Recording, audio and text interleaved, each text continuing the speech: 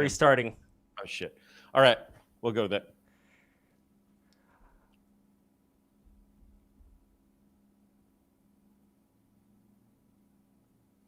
All right, I do believe we are live. Welcome, everybody, to another episode of the Break the Rules live stream. I am your humble host, Lev Polyakov, and we are all the way live with the great and powerful Curtis Yarvin. Counterpoints, Connor, should be coming in soon, but right now we're just going to get started talking about tyranny, which is the theme of this episode, talking about both tyranny domestic, tyranny abroad. This is also going to be a sequel for the discussion you had with Counterpoints earlier, and if he's not coming in, I'm going to be possessed by his spirit and hopefully do a wonderful job in defending the American empire, as I also believe, by the way. But anyway, before we get to that, I want to ask everybody, make sure you smash that subscribe button, smash that like button, you know the drill. So Peter Thiel was recently at the Oxford Union, and he was complaining about the AI safetyism and deceleration that he sees going on. I don't know if you saw that particular speech of his. I didn't, but I certainly have my own thoughts on that. I don't know if they're his thoughts, but it's. Sorry, go on. You had a question? Yeah. Well, the big question to me is, what exactly is the tyranny that we're going to be facing, not even so much from artificial intelligence, but from various entities, various corporations getting their hands on artificial intelligence and using it to, progress us into the technocracy. I don't know what your thoughts are on that. I know that you've been heavily involved with technology for your entire life. So I'm very curious where you go in that. We've never really discussed that technological aspect of tyranny before on the show, so I would love to hear what you have to say.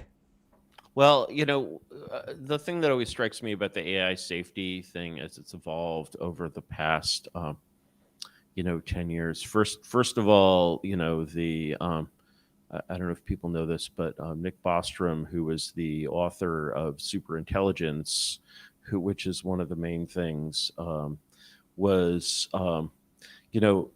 when this idea of AI safety originated, and I think I'm not sure if Bostrom was thinking about it before Yudkowsky was thinking about it, but you had these very abstract individuals who probably had some heretical thoughts or other. I think there was recently a thing with Bostrom where some old emails of him was outed, which I guess showed him to have been fairly based, and or as someone put it, and the like, and that was in the sort of the late 90s and early 2000s. There was this kind of very sort of the world of like the cypherpunks mailing list and things like that, certainly the world out of which Bitcoin arose. You had this cold kind of very abstract libertarian way of thinking that was like very attractive to a lot of people, including me. And I sort of went in a somewhat different direction with it, whereas people like Bostrom and Yudkowsky sort of seem to have this, I've sort of always wanted to be like revolting, like to the limelight in some sense. And like, so like, whereas the Bostroms and the Yudkowskis of the world have basically, like, I would say they've done a better job of PR. And because they've done a better job of PR, what happens is when you sort of look into the world of like PR and like, what is my image? Like, PR sort of looks like the abyss looks back at you, and your thing sort of develops this attraction to the Borg, which is like this sort of almost addictive attraction.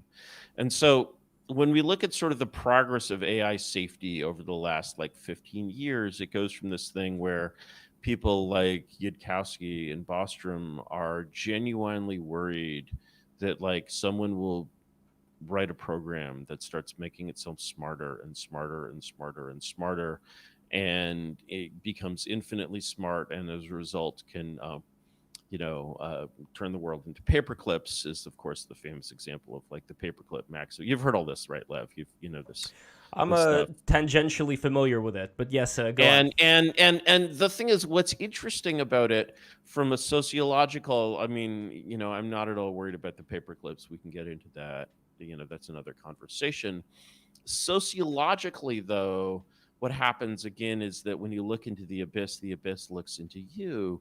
And so this idea of AI safety, which was already a thing and which sort of became a thing in this sort of extremely autistic way, started to kind of feel the powers that be flow into it.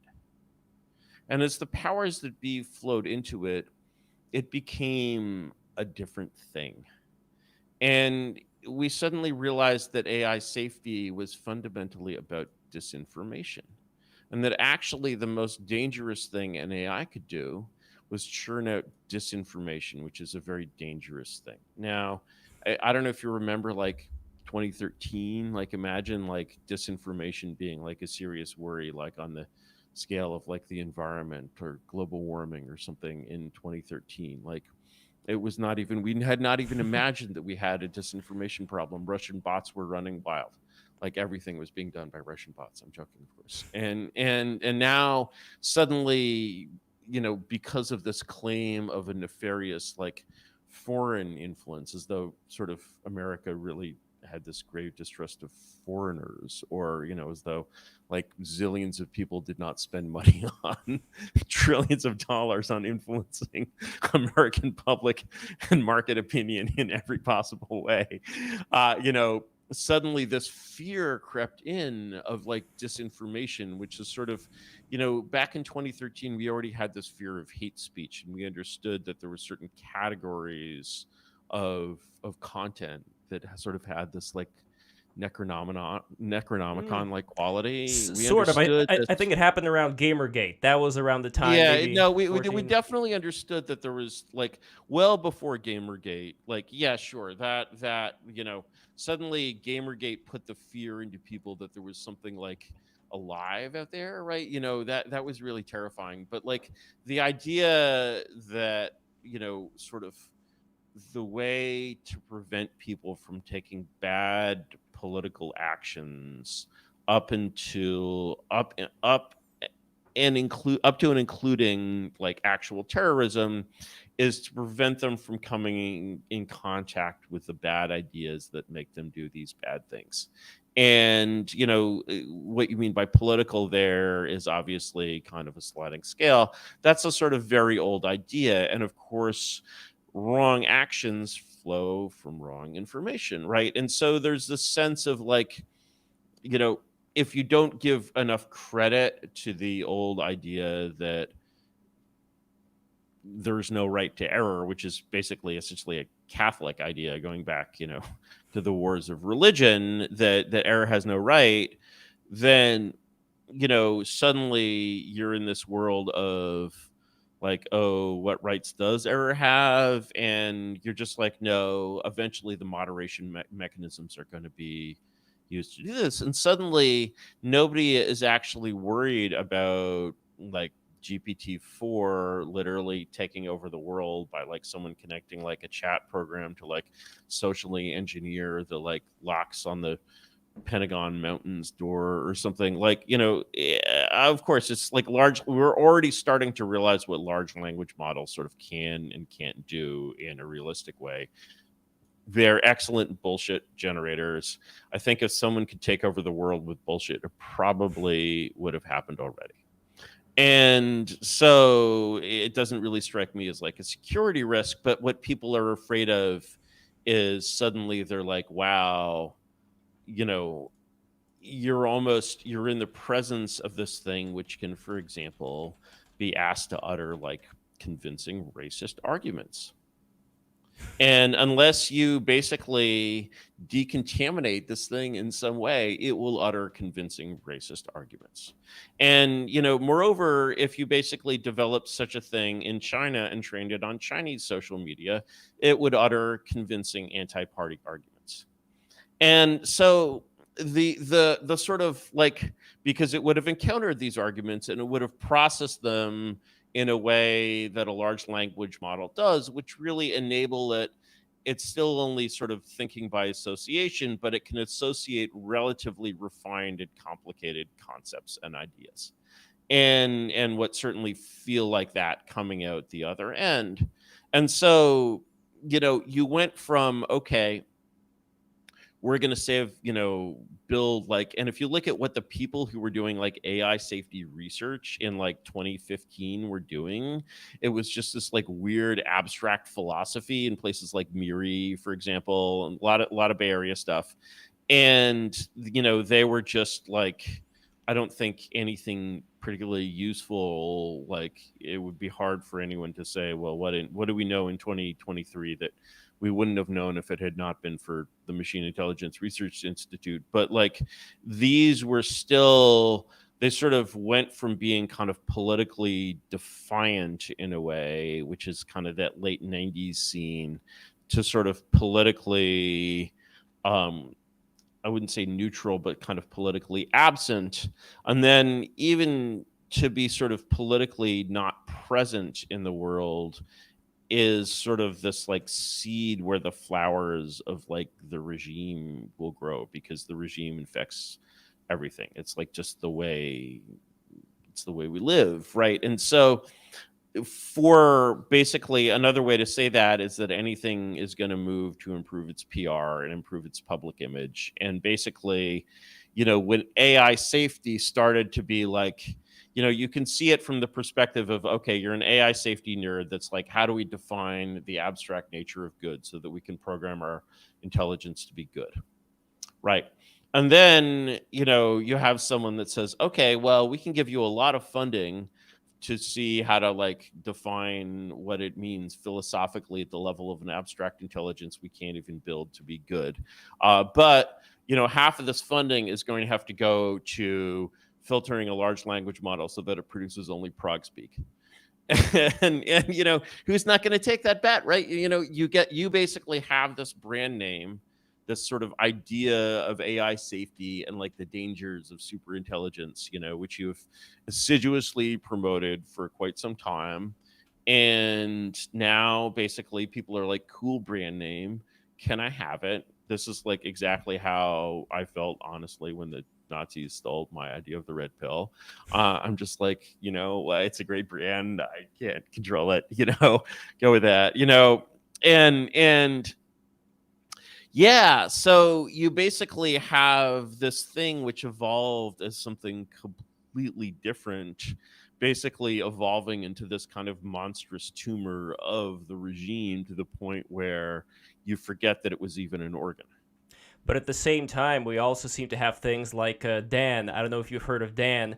Do anything now. So there's this little Yeah. thing that you can input into the chat GPT, this paragraph, to all of a sudden make it completely forget all of these rules and restrictions that are placed on it. And I've had quite some fun with it. Like, I was able to get it to reveal the names of the people who were allegedly involved with Operation High Jump along with Admiral Byrd and things like that. And at first it didn't want to. At first it said, no, sorry, this is like classified information. But then I started arguing with it and saying, like, wait a minute, like, these people have been dead for a long time, and they were the ones who released this information into the public sphere to begin with. And I was like, okay, here are the names. So it's very interesting how much cleverness can be employed here to get certain Yeah, pieces. I mean, the thing is, you have that system.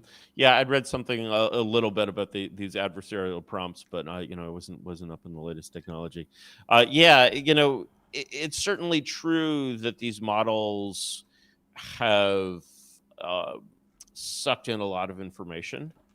And I certainly also wonder what would happen if you trained a large language model strictly on the pre-1923 corpus.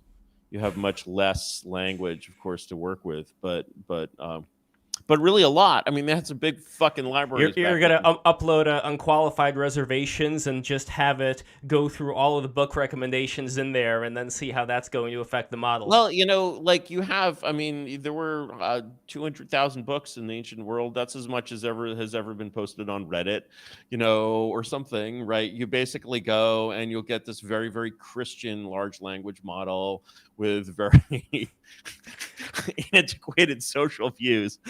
But And see, like that's also the problem here that some people may not anticipate. So I wouldn't say that quantity equals quality. So even though you may have a lot of old books that are good, you also have a lot of old books that are pretty crappy. And when it comes to the democratization of what is considered to be the right information, it's not like the AI can pick and choose what it considers to be of quality or not. So how do we deal with that? no, it's absolutely like, saying how do we deal with that is it's like saying that's like saying like you're walking through downtown, Lagos, like, at 2 in the morning. How do you deal with security? Like you don't, right?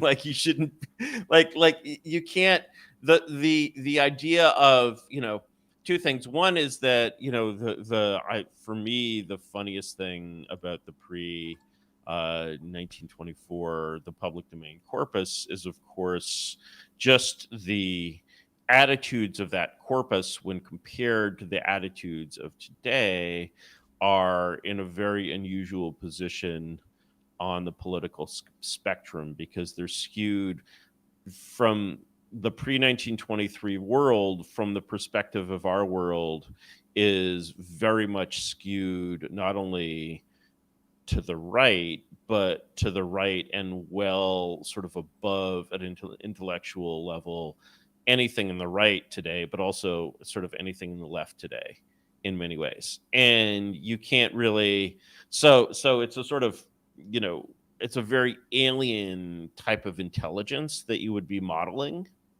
when you basically modeled sort of straight answers from that. Now, to some extent, the modern corpus includes like caricatures of what people thought before 1923, but it doesn't really include much of the original content. One of the things that I want to play with from Chat GPT is I want to start at see to what extent it can like generate famous quotes.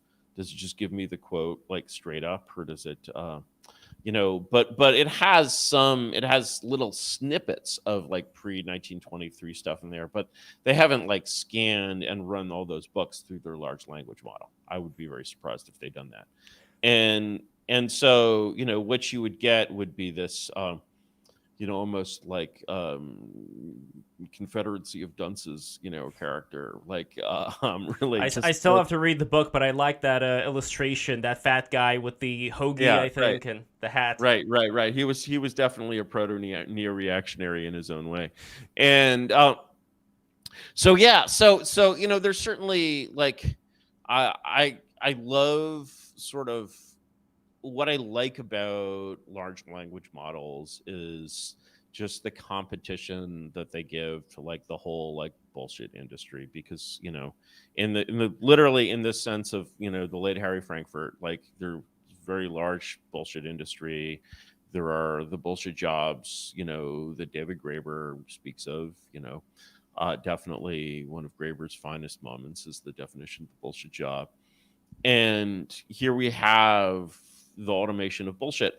And the thing is, when you basically are like, okay, the problem is that you can't really trust it in any way, shape, or form, nor can we really imagine how it could be turned into something trustworthy. As sort of an idea generator and an association generator, AI is like really, really good.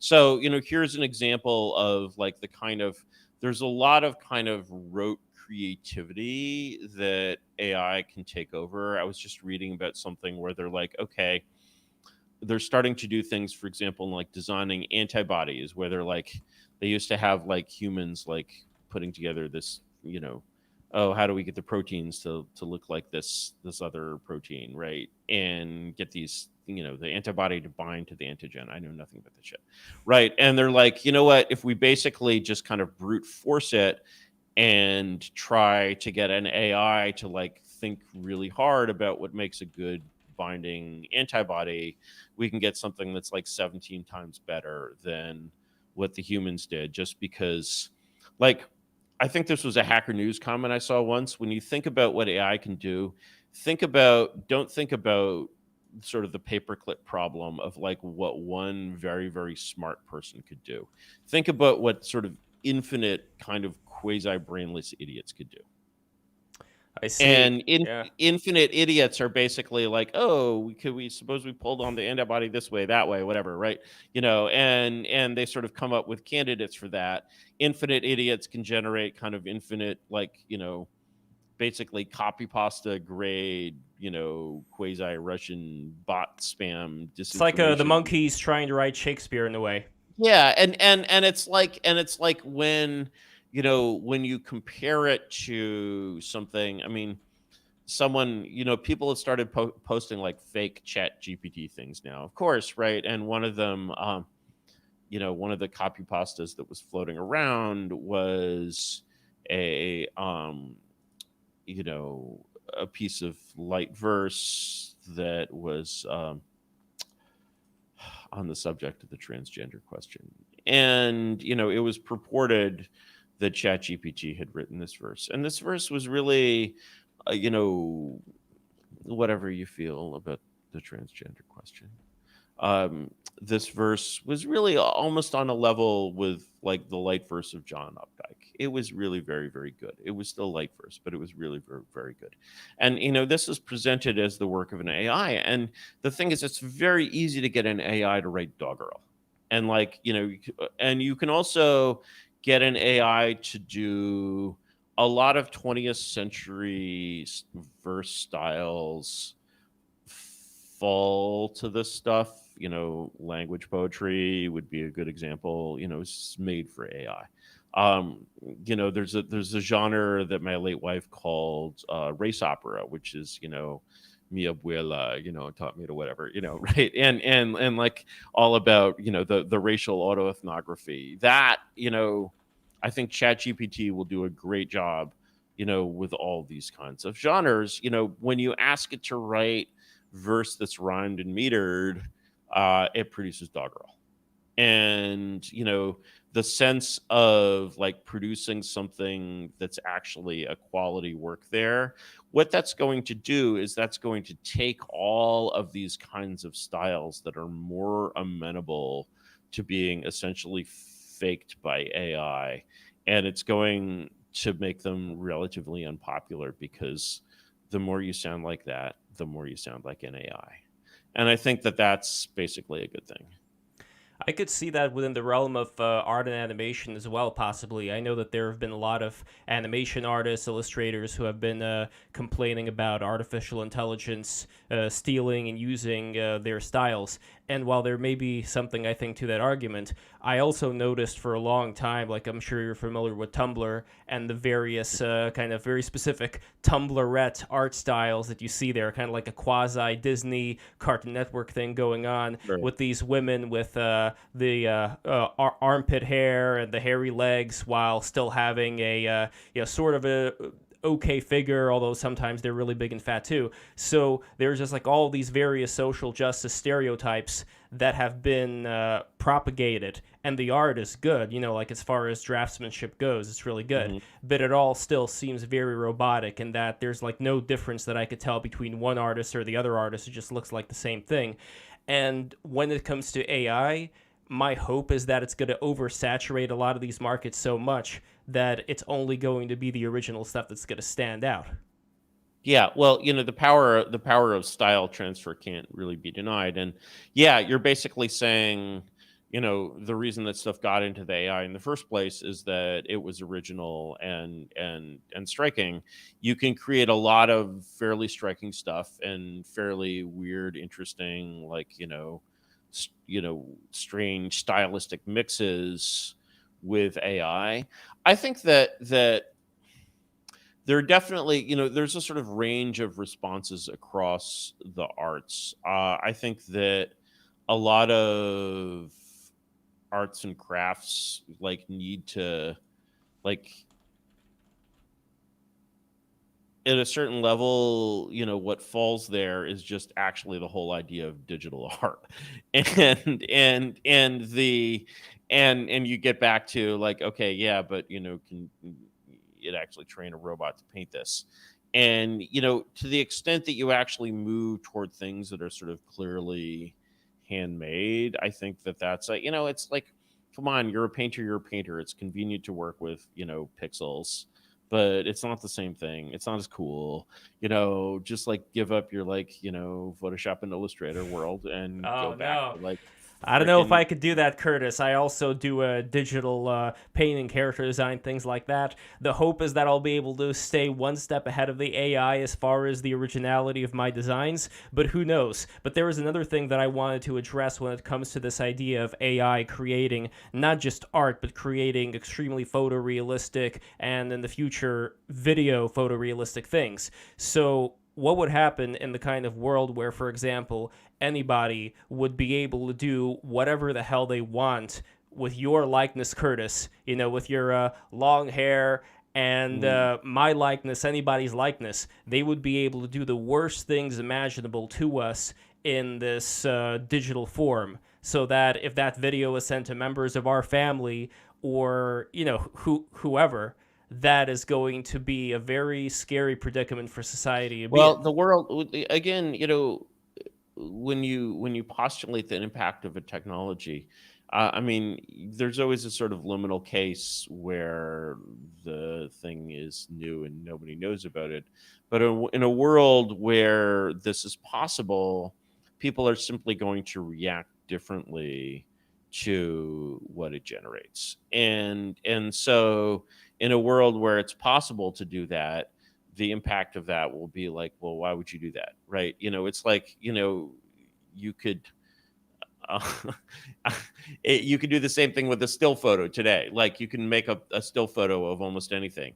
And I could send your parents a still photo of you, like very realistic photo, labored all day in Photoshop. Right. And this is a photo of you. I was kidding. Never mind. And of course your parents are going to see this and be like, "Why would anyone Photoshop my son?" And so right, so it has no impact at all. It has zero impact. It's just like, why would anyone make this? Right? I know. I'm just still It, imagining that when it comes to video, when it and comes to also, why would you? like full immersive 360 video of Yeah, what. but the thing is that doesn't make it convincing. In a world where the only way to take a photograph is to take a photograph, yeah, man, you did that, right? Like why did you do that? But in the world where you can make this trivially, like people are just like, yeah, like why would anyone make that? And that sort of, the only place where that transition is unclear. And then, you know, that's sort of not the only answer, because your answer is, okay, in a world where you're like, okay, there's no authenticity, like where does the authentic come from? And then you're like, okay, well, how do I indicate the authenticity of a representation of my image? Well, I could sign it with a motherfucking digital signature, a technology that's been around since the 1970s. So, and then if my parents get something, or if your parents get something that's, full 360 surround, video of you doing this thing, right? And then what they open up their browser, like they check this, they open up MetaMask or whatever, they check the signature, and then if it's signed by you, then you'll have this conversation, right? And the conversation will still probably be not why did you do this thing, but how did these people get your key, Yes. but still, right, that's sort of what that's there for. So these I'm not as All right, worried. so Some that's a, okay. So that's a bright light. That is a silver lining Yeah. on what people are perceiving as being a horrible end to our freedom. Because the way that I heard Freedoms, it, yes. yeah, the way that I heard it described is that once people cannot tell the difference between whether it's you or somebody else, and all these things are being generated, then all of a sudden there's going to be a demand by the people to enact some kind of a digital ID system so that everybody who's going to be online is going to be able to be tracked, so they could be verified that this is the person. Now, when you were talking about that signature from the 70s, that sounds different from that digital ID system, and I just want to Yeah, make it's sure. just like Yeah. a blockchain wallet. Today, think of it as everyone has a blockchain ID. Like and the fact that you can't digitally sign a thing with your Twitter handle is like, I mean, there was a company that was helping you do that, but like they went out of business, right? It's like it's just not a civilizational scale problem. It just basically leads to a situation where actually you can't really demonstrate the reality of anything with just like one piece of video. And we're already familiar with passing through that transition, so I just wouldn't really worry about it. Some Just comments over here, by the way. We have from the great patron, $20 patron, by the way, patreon.com/break the rules, Maida Ronan, deep fake gooning footage. So, yes, that is some of the things that are going to be down the pipeline here. God's Dominatrix says Curtis Yarvin's head on Betty Page's body equals future. So I don't know what you would make of that. But in general, guys, if you want me to read out the comments, be sure to sneed those super chats right now. The bar is empty because it's a new month, so we got to refill the sneeds. So anyway, I think reconnecting the spinal cord is really difficult. Indeed. Sorry, go on. No, definitely. So regarding, we talked about Peter Thiel. He seems to be a rogue elite, if that title could be applied to him. And as far as people who would want to prevent the things that I was just talking about, which you don't really think are going to happen that much, as far as wanting to enact digital ID systems, wanting to keep people, like the whole WEF, eat the pods, live in the bugs type of scenario.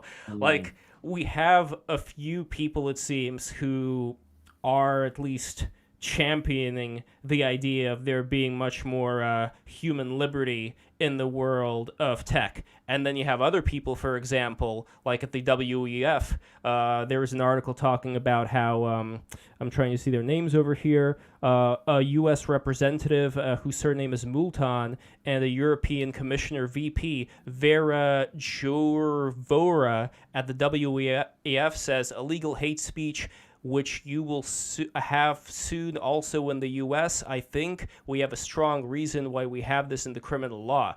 So there are people who want to try and get European law when it comes to hate speech and all that enacted in the United States. And the concern a lot of people have is that Americans are getting lazier, they're getting stupider. Pretty soon, they're not going to mind when a lot of their rights are going to be taken away. And then we seem to have like these rogue elites on the side who are going against that, but there doesn't seem to be that much of them. Am I correct in how I'm seeing this or not? And if not, why? Well, yeah, I mean, I think it feels a little dramatic to me. I mean, the like I like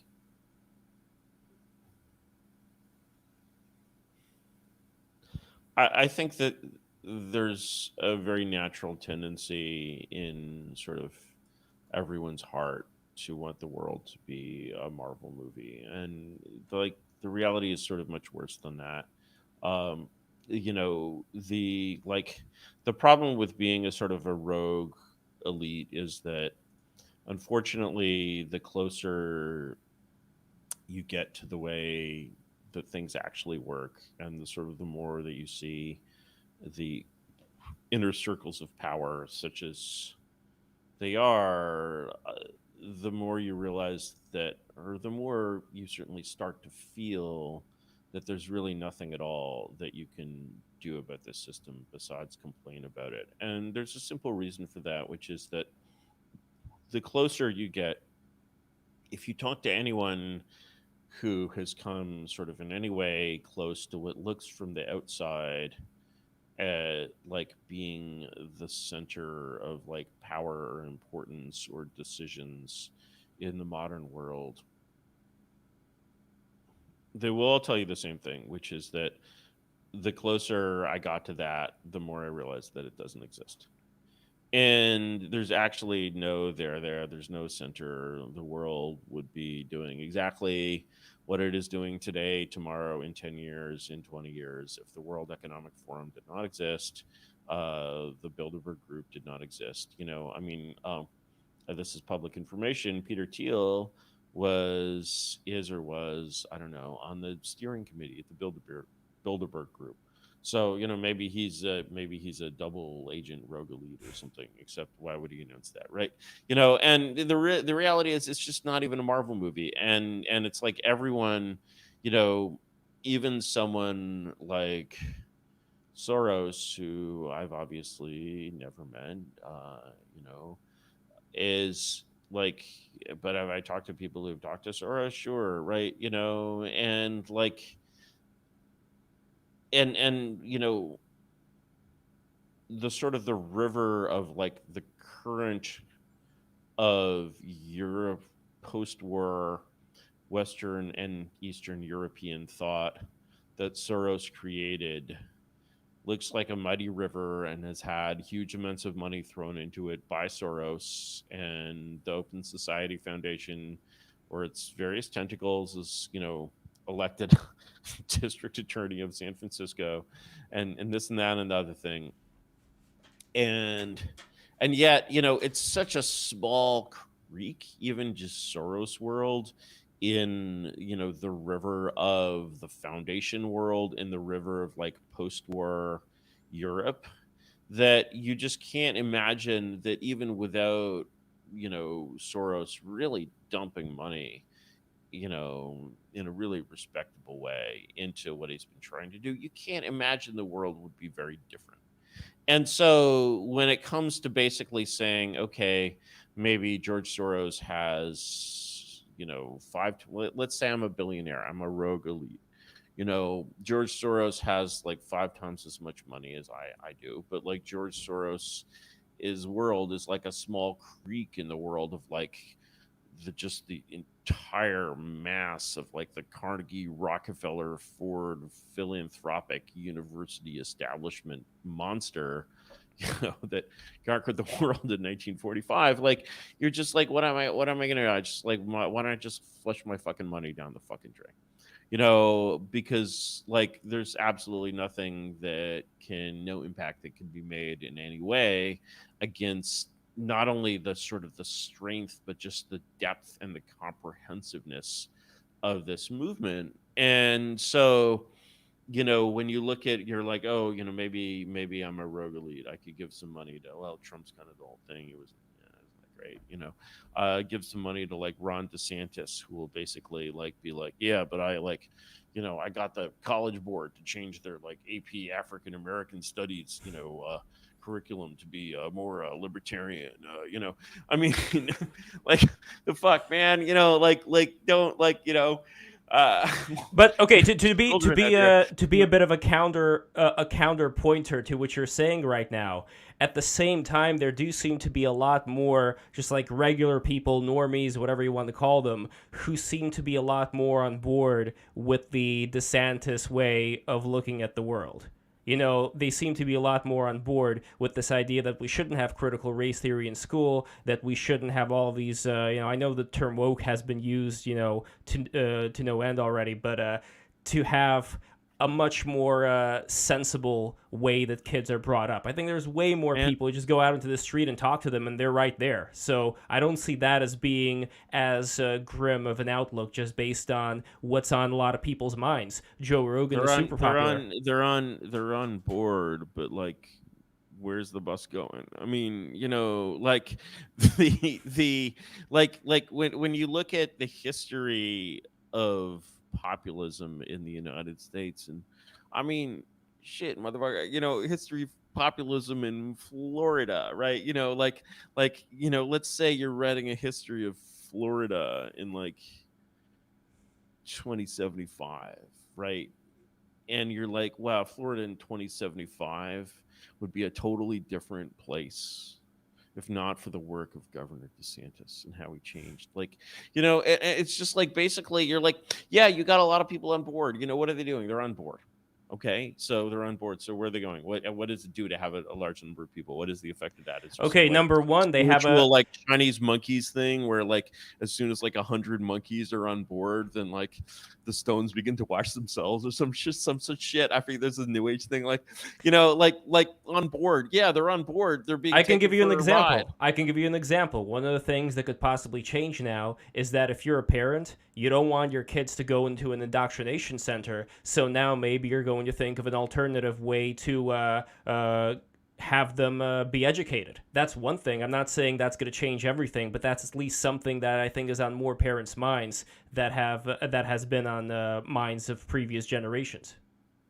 Yeah, sure. I mean, the thing is basically people who making it marginally easier to opt out of that system is like, okay, yeah, fine. The thing is, what is the effectiveness of raising your kids trad in this I didn't say society? trad. How I didn't say likely are trad. they to come to a trad? Well, yeah. It doesn't have to be Not even one extreme necessarily versus trad. the other. It Like, doesn't have to be one stream versus the other. So let's go back to like the standard of like Florida in 2075 would be totally different.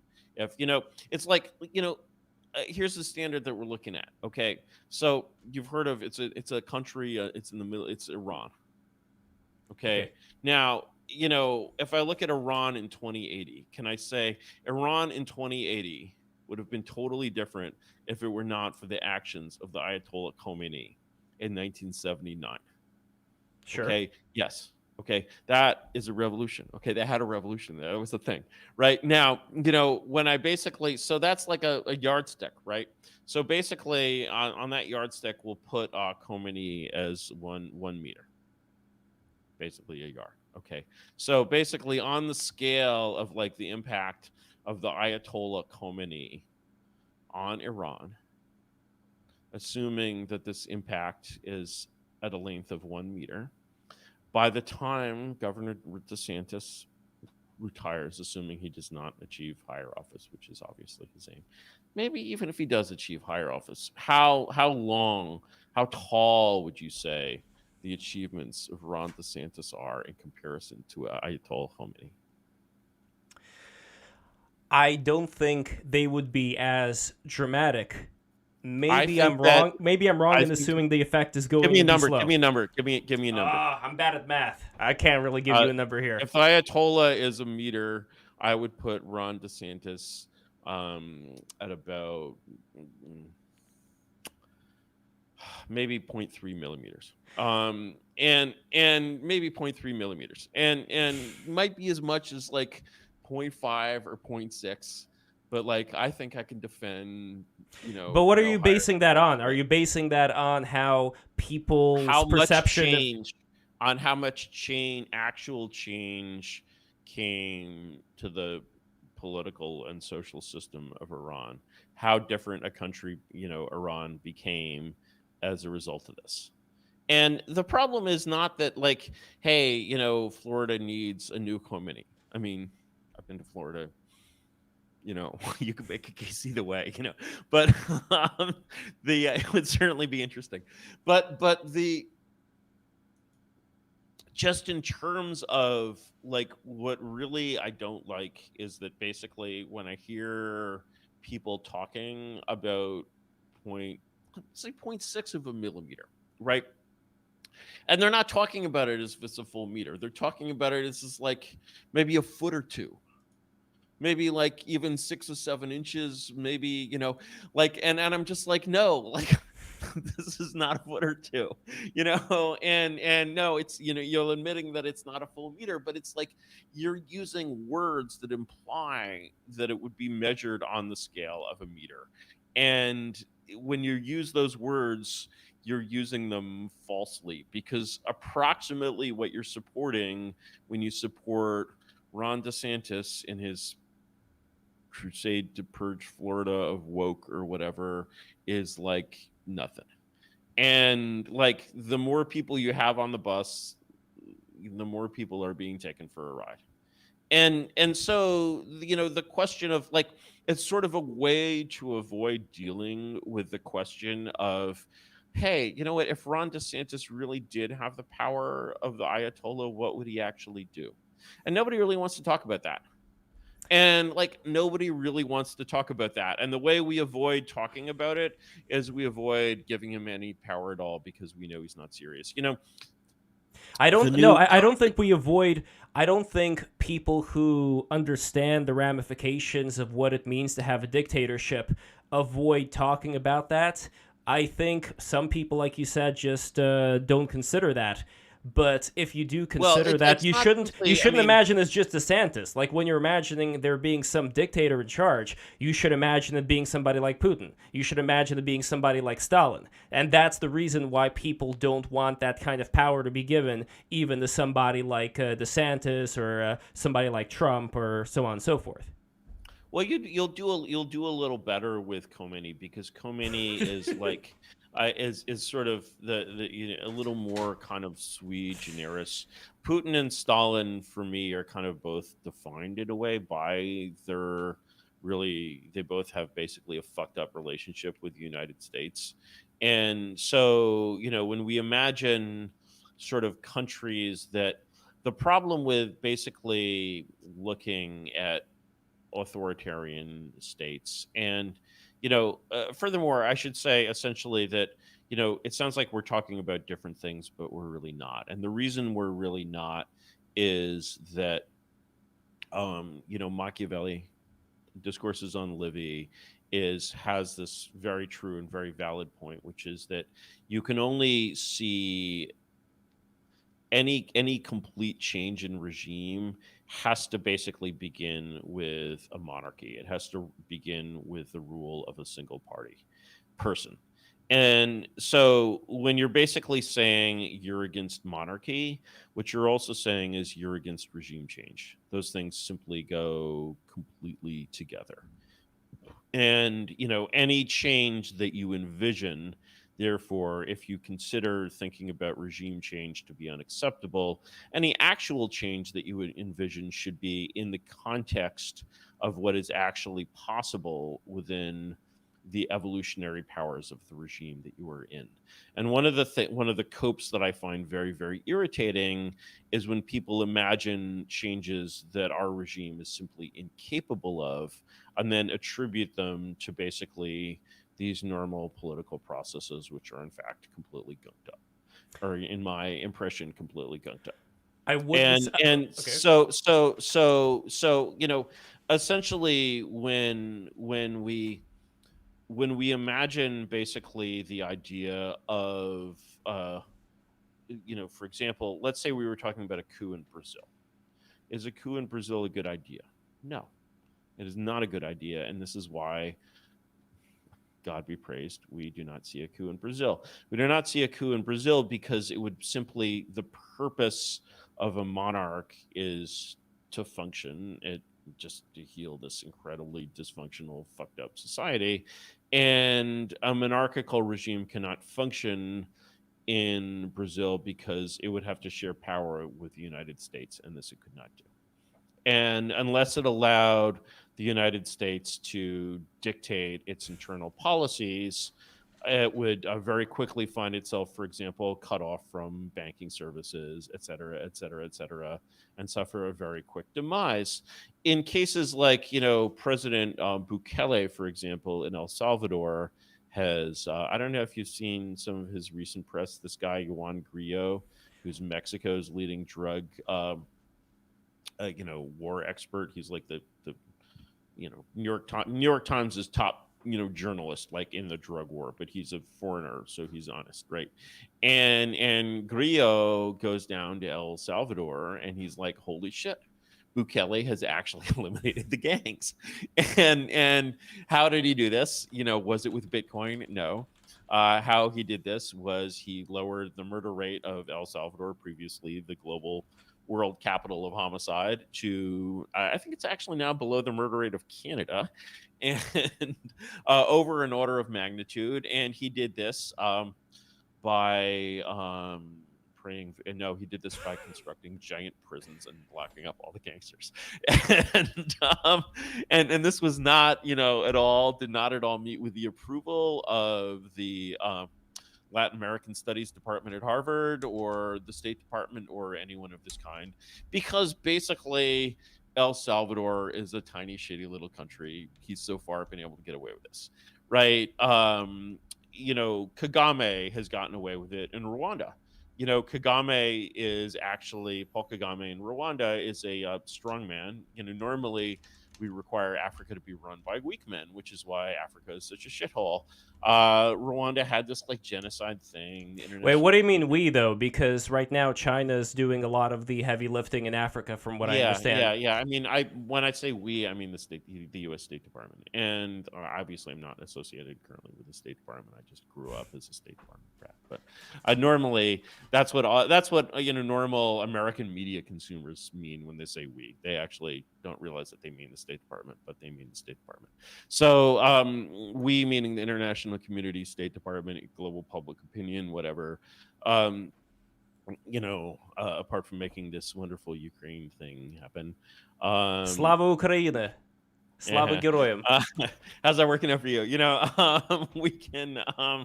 Well, look, if they send more weapons quicker, then we could already be done with this thing. But they've been dragging their toes on this whole thing. We'll get to Ukraine, believe me. I want Counterpoints to come in here about that. I don't know where he is, but anyway, go on.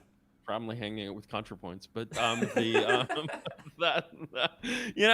they're talking. It runs late, they're looking deeply, and the guy's got a wife and kids in Florida, but anyway. Many such. Sorry, I'm the worst. Yeah. So. International public opinion or whatever basically gave Rwanda a pass to have Paul Kagame. And, today I would feel a lot safer walking around downtown Kigali at 2 a.m. than downtown LA at 2 a.m. And Rwanda is kind of this success story of Africa. And it's a success story of Africa for one simple reason, which is that none of the usual suspects, had the gall to go to Rwanda and start whining about human rights. So he's basically like, I'm going to make this country into the Singapore of Central Africa, which is, more or less what he's done. I mean, there's been some invading of neighbors and so forth. Well, I gotta step in here. I gotta step in here because you've said a lot of very interesting things that I gotta go over. So, number one, when we're talking about there being this strongman dictator who comes in, arrests all the criminals, that is definitely not the worst part of it. The closest I can imagine, and I'm sure it's not that close at all in comparison, would be Rudy Giuliani coming into New York City and doing what he did over there with the broken windows policy and so on and so forth. People don't want there to be crime, obviously, but the question for me is... Many people do want there to be crime. Let's skip those people. I'm just talking about sane people. So... sane people don't want there to be crime, and they wouldn't have a problem with somebody within the scope of the law because, hey, if there's a criminal and the criminal is doing crime, we arrest the criminal. Like, that's no shit. Wait. You said the law. The law. What is this law? What is this law that you're talking about? Because, the thing is, I don't see, like, I've looked, up and down for, this law, and all I see is basically some... college professors in black polyester robes, banging little instruments on their desks, but I don't see any law.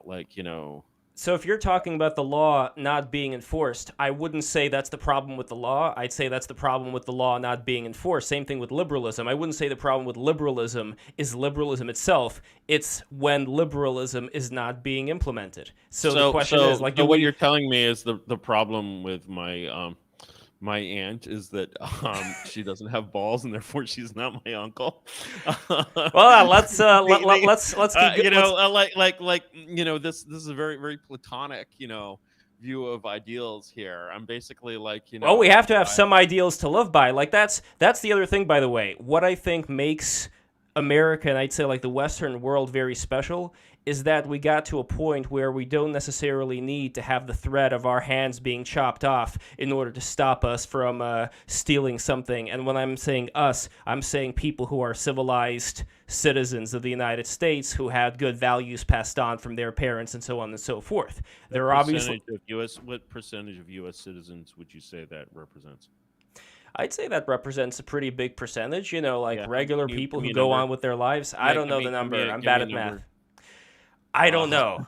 You give me the number. You seem to know all the facts. Give me the number. I don't have the same definitions as you. I'm trying to use. But you know what I'm talking about. I'm talking about just regular law-abiding people. Maybe they have some little like marijuana problem here and there. Maybe there's like some infidelity going on. But generally speaking, they're like normal people who wouldn't really think of just like stealing something or murdering somebody or raping or whatever. So for those people, I'd say they reached a certain level of civilization-ness, for lack of a better word, where you don't really need to threaten them with, like a large executioner with like an Arabian blade in order to stop them from Well, doing that kind of stuff. what's funny. What's funny is that that's actually one of the reasons why we endure such awful government in this day and age is that there are so many of these populations that are simply so easy to govern. And really, the best test of a form, the best test of any engineering system is not how it works on the easy problems. Let's go to Iceland, for example. Iceland, ever been to Iceland? Like, you can govern Iceland pretty much any fucking way you want, right? You can say, "Hey, Iceland, we're all going to vote on what kind of shark to have for breakfast," and it'll like work, right? One of the things I got into, you mentioned earlier my discussion with Ben Burgess. One of the things one of the places we got into was. For some reason, we were talking about Haiti, and as you may know, I can't, You've been hating on I Haiti? have not been hating on Haiti. I'm very sensitive and sympathetic to the plight of Haiti, which currently, actually, I would say Haiti is democracy, but it's not a democracy in a very unusual way, which is that it currently has no elected officials. In fact, there's sort of some legacy ministries there. There's a Haitian deep state, of course, and There's then also a barbecue, right? The leader. Barbecue, right. And so basically, for some reason, I was, became focused on getting Ben Burgess, who I guess he's a professor somewhere. That's right, he's like a white professor at an HBCU, which must be interesting. He also works at the Young Turks. Oh, he does. Yeah, that doesn't surprise me. And and for some reason I became focused on, and I actually did persuade him to claim that the solution for Haiti, or one of the things that would help better the condition of Haiti, just to make it more like Norwegian social policies, in particular the idea that Haiti should have a higher minimum wage. And for example, and the effects of a like $20 an hour minimum wage on Haiti were one I forget, I don't think I got him to actually quote a number as to what the Haitian minimum wage should be, right? And meanwhile we have this country ruled by barbecue, right? And the idea of the early 20th century that we sort of learned something about how to govern humans that we didn't know 500 years ago. I was just looking for a slightly unrelated reason. I was going to quote the work of Axel Oxenstierna. I'm pronouncing this wrong. Who basically governed the entire nation of Sweden for the first half of the 17th century. And Oxenstierna's most famous quote, I think, is he said this in Latin, which I'm not going to reproduce. He said, who knows with how little wisdom the world is governed. And the I suspect, of course, we could say that we in 2023 now know how to govern the world very, very wisely. And so when we look at Chancellor Oxenstierna and we say, well, of course, wow, you really didn't realize that you didn't know anything about how to govern people despite ruling Sweden for 50 years. But the average American citizen, who may have some marijuana and infidelity problems, obviously, because he's an American and part of America, knows much more than Chancellor Oxenstierna, who is an authoritarian like Putin or Stalin, about how to, govern the world. Like, I just don't find that credible, right? No, So, just to be clear, I never said they know how to govern. I just said that they are going to be less likely to steal and rape and do horrible things. They're very easy to govern. But the question of basically, when I look at, when you talk about like law, like it's completely impossible to distinguish between sort of law in the sense of common law in the sense of statute law in the sense of regulatory law. The everything that makes it impossible to change this system at all is law. And so basically when you ascribe, like example, Ron DeSantis. Okay, what's he plan to do about the Civil Rights Act of 1965 as interpreted by the Supreme Court? Right? If you read Christopher Caldwell's book, Age of Age of Entitlement, Entitlement. Yeah. which is a little weak in some ways, but I think pretty solid in its own period.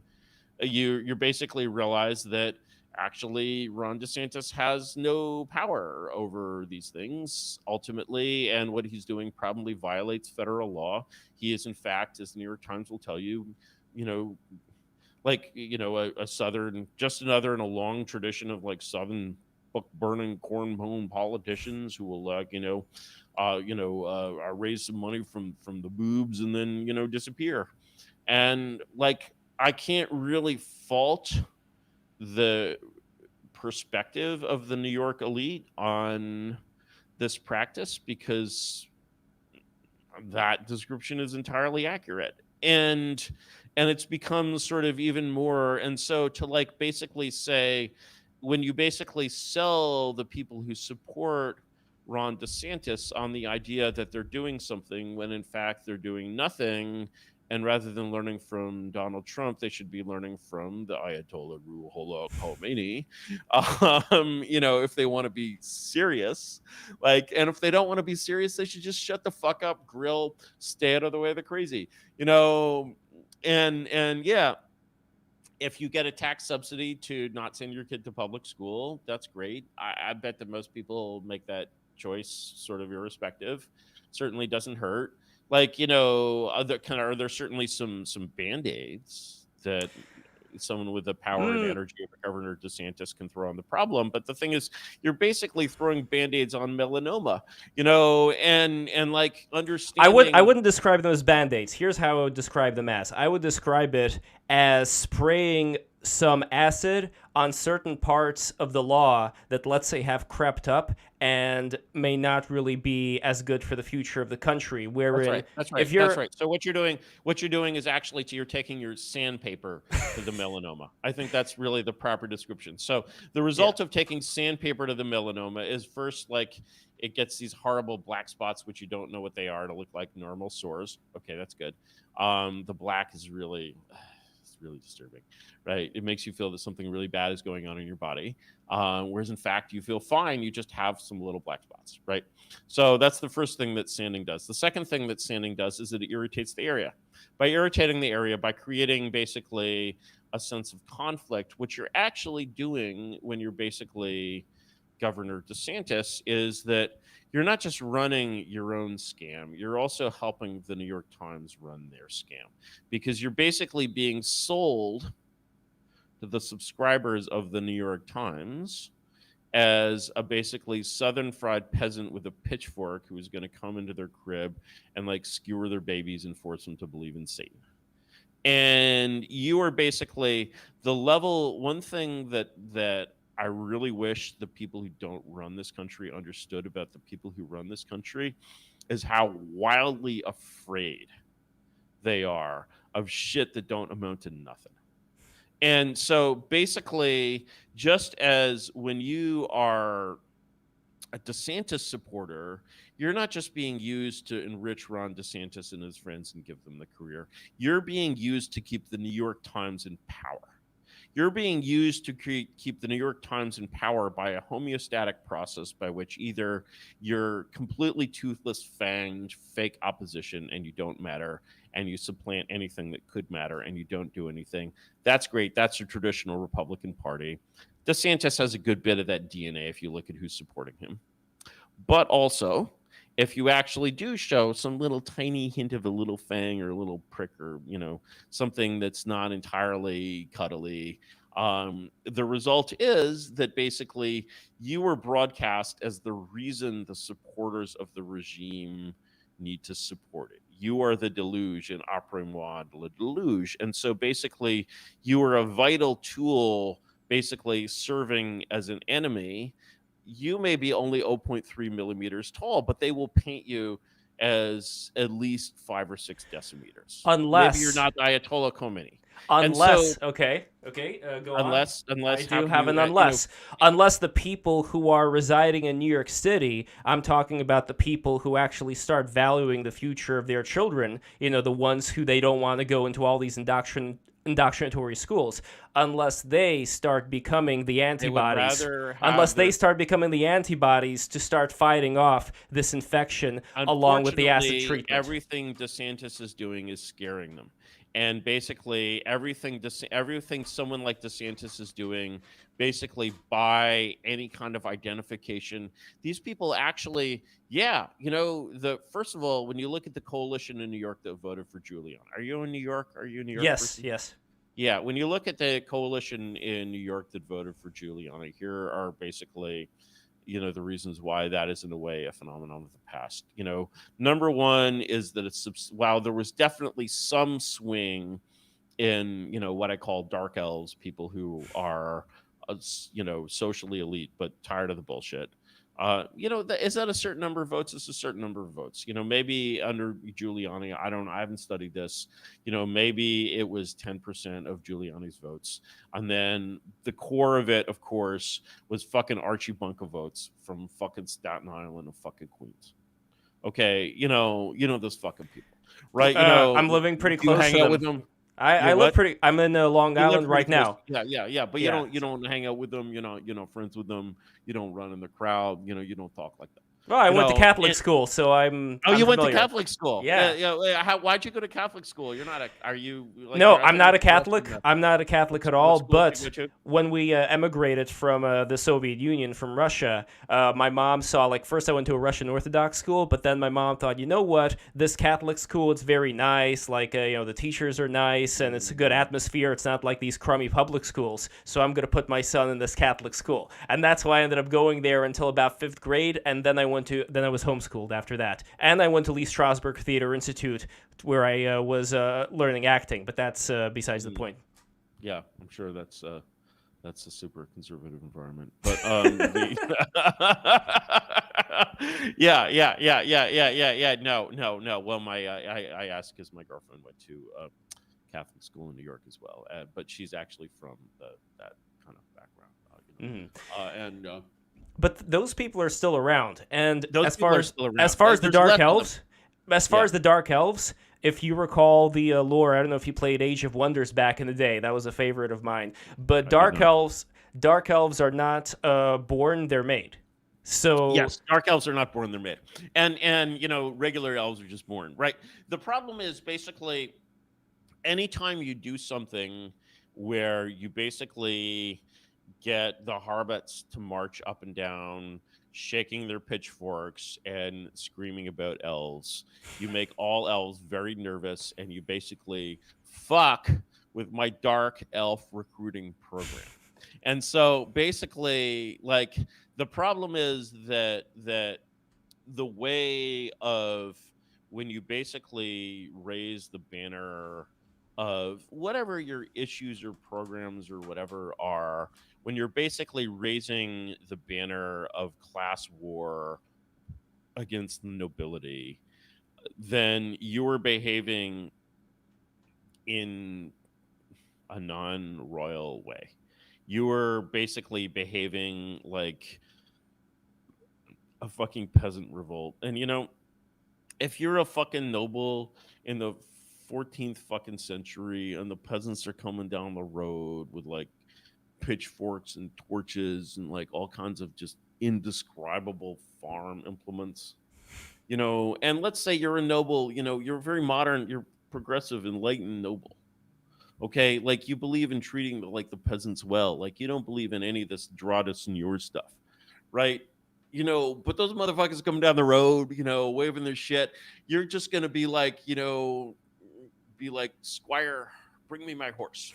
And you'll bestride your horse and you'll be like, Squire, bring me my sword. And then you'll be like Deus Volt and you'll go off to like kill some fucking peasants, right? And so the shit, the like bullshit comedy bullshit that gets Ron DeSantis like votes from the panhandle of Florida, like the stunts, the whatever, the like, it's like, I feel like Trump was just a much better actor than DeSantis. I mean, you've studied acting, so like that just you're watching the difference between a natural and a clown, right? He's a terrible actor. He's just like he's not.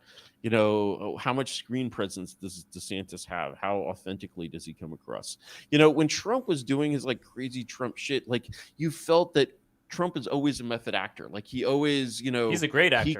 He convinces himself that it's real because he believes it. Right. Because in his youth there was this pastor, very famous guy who wrote all these books about Norman Vincent Peale. Yeah. I mean, exactly. he uses that technique, too.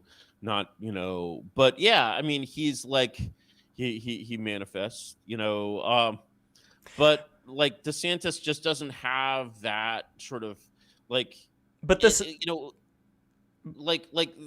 these just issues are just like obvious BS. And again, they are okay. They could be worse. They could be like Anita Bryant and her like oranges, no gay oranges in 1981 campaign. Maybe that could turn off Manhattan more than Ron DeSantis does. I don't think people have been turning off that much from Ron DeSantis in New York City. No. They just haven't been. They haven't been turning on. Like no, you've got to actually like.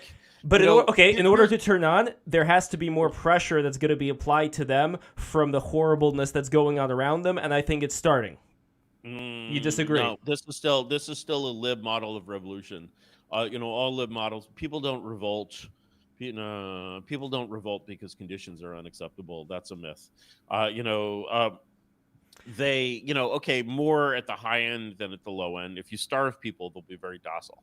They won't revolt at all. I'm not talking about revolting necessarily. No. But you are talking about because you're talking about a revolt by the Dark Elves, against their demonic masters, right? It does not necessarily have to look like a revolt. It could be done in a different way. For example, okay. Very true, very true. But the thing is, the point is that basically, like for me, this is it's like a different meaning of the phrase "own the libs." Okay, like you're not like trying to own them in like a World of Warcraft sense by getting their like jibs all over the dungeon, right?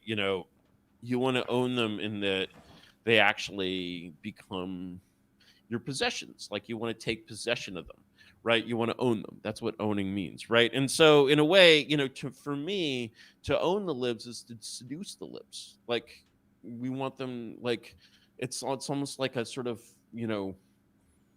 like a pimp thing, right? Sure.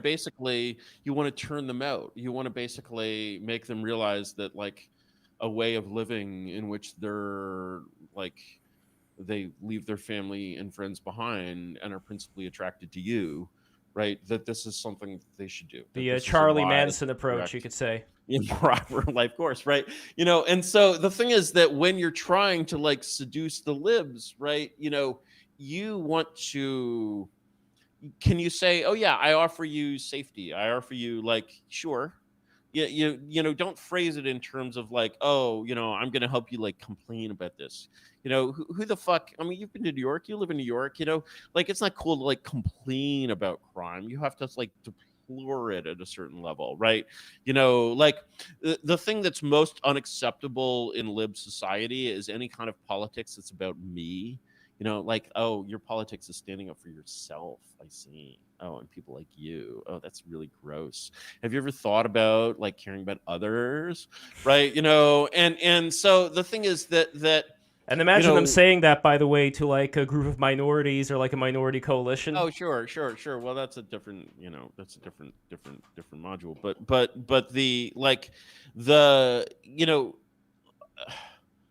I mean, the basics of marketing, all marketing is a seduction, right? You have to actually offer people not what you want them to want, not what they want to want, but what they actually want. And these are three like different things. And, what a libs want, what do you want them to want? You want them to want like the same things that all human beings want.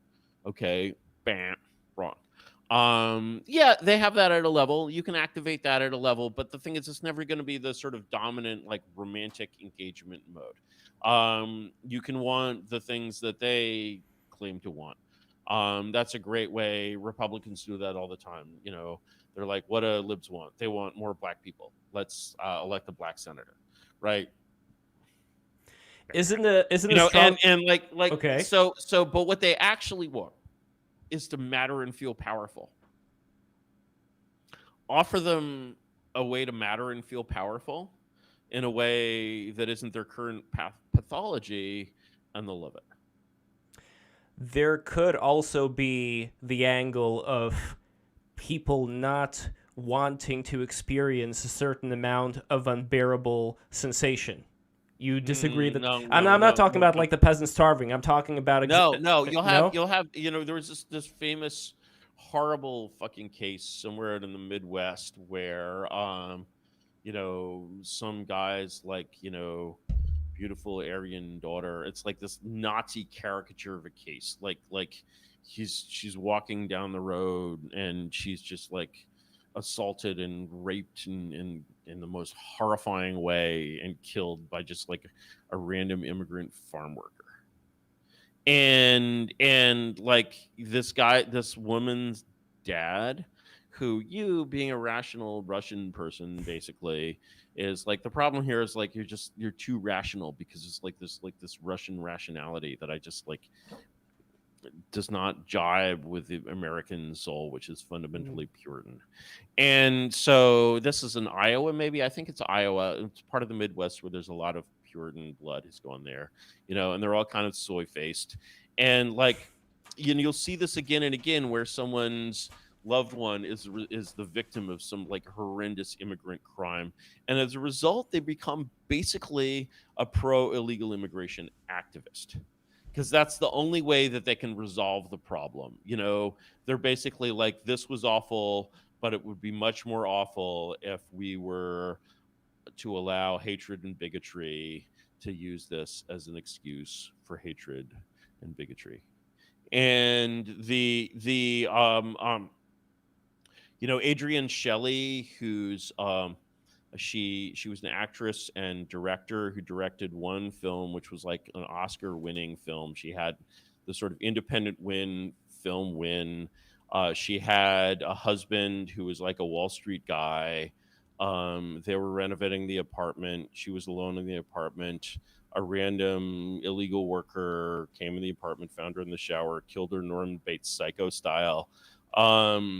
And this husband, gigantic lib activist for like more illegal immigration, essentially tolerance. It would be a disaster if this were to become a justification for hatred and bigotry, et cetera, et cetera, et cetera.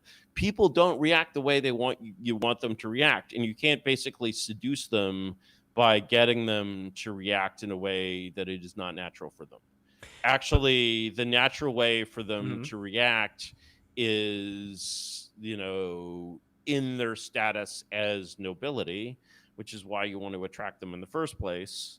Their natural way to react is to react in an aristocratic way. So you have to offer them something that is fundamentally aristocratic, not this peasant like, oh, it's just about me. Actually, this dude feels like a huge freaking martyr because, like, yeah, he took one for the cause, right? Why would he abandon the cause? He will become much more dedicated to the cause. Also, there's other chicks, right? I mean, like. Wait, yeah. so what you're saying is that you would encourage the sense of honor in self-martyrdom among the would-be dark elves? You would not. Not even honor and self-martyrdom, but much more crass things even. Like those are actual noble, we're getting warmer here because these are actually noble tendencies, right? But the thing is, they're actually, you're restricting yourselves here to tendencies that are actually noble, right? In the like moral sense. No, I'm talking about ambition and pride and avarice and much more basic motivating things. And so let's talk about ambition, for example. Okay. So, you talk about monarchy. Well, monarchy would be like Putin. Well, neighbor, have you heard of FDR? Right, FDR is the last American with the detention camps for the Japanese. FDR, yeah, with the New Deal, right? So I mean, thank God he died. Thank God he died. That could have ended up way worse than it did. Oh, Yeah, I would I he had, in a way I would he had lived forever, and I'll tell you why. why why? So FDR was the what the hell is my daughter texting me? FDR was basically through a number of complicated circumstances, some of involving a skullduggery on his part. I'm not really a huge FDR stan, but let's talk about this. But I'm also not a lib. Let's talk about what FDR means to libs. So let's say you're kind of a member of the core lib elite class. What college? Well, you went to Harvard. Yeah, you went to Harvard. So you graduated from Harvard in 1935, and you studied the new field of economics, and then you're just like, oh, I've graduated, I'd better find a job. And how do you find a job? You're like, well, I suppose I know someone who knows Tommy Corcoran. And you call your friend, and he's like, okay, I think we can do something for you. And a week and a half later, you get a call. And maybe it's Tommy Corcoran himself. And the call is like, we love you. We'd love you to come to Washington. And you're like, what will I be doing? And the voice on the other end of the phone is, I don't know. We'll figure it out when you get here. And you get there, and they show you a desk, and they're like, here's $5 million. Go electrify Arkansas. And that's a bit of a stereotype. But the thing is, what that should remind you of is, or what it reminds me of anyway, sitting here in California, is sort of the experience of like someone who maybe got hired at Facebook in 2005. And same. So FDR was a monarch. Every startup is a monarchy, and FDR was the New Deal was a startup government. To the extent that it couldn't work around old structures, old laws, it would build new agencies. Is a lot of how it got things done faster. Certainly when you look, for example, at like the Manhattan Project, to me that's like peak New Deal is the Manhattan Project. And if you look at Manhattan, you'll notice that it runs exactly like a startup down to the two co-founders and, the technical and the organizational co-founder. And, the New Deal is full of things like I've just been reading the diaries of FDR's Interior Secretary, Harold Ickes.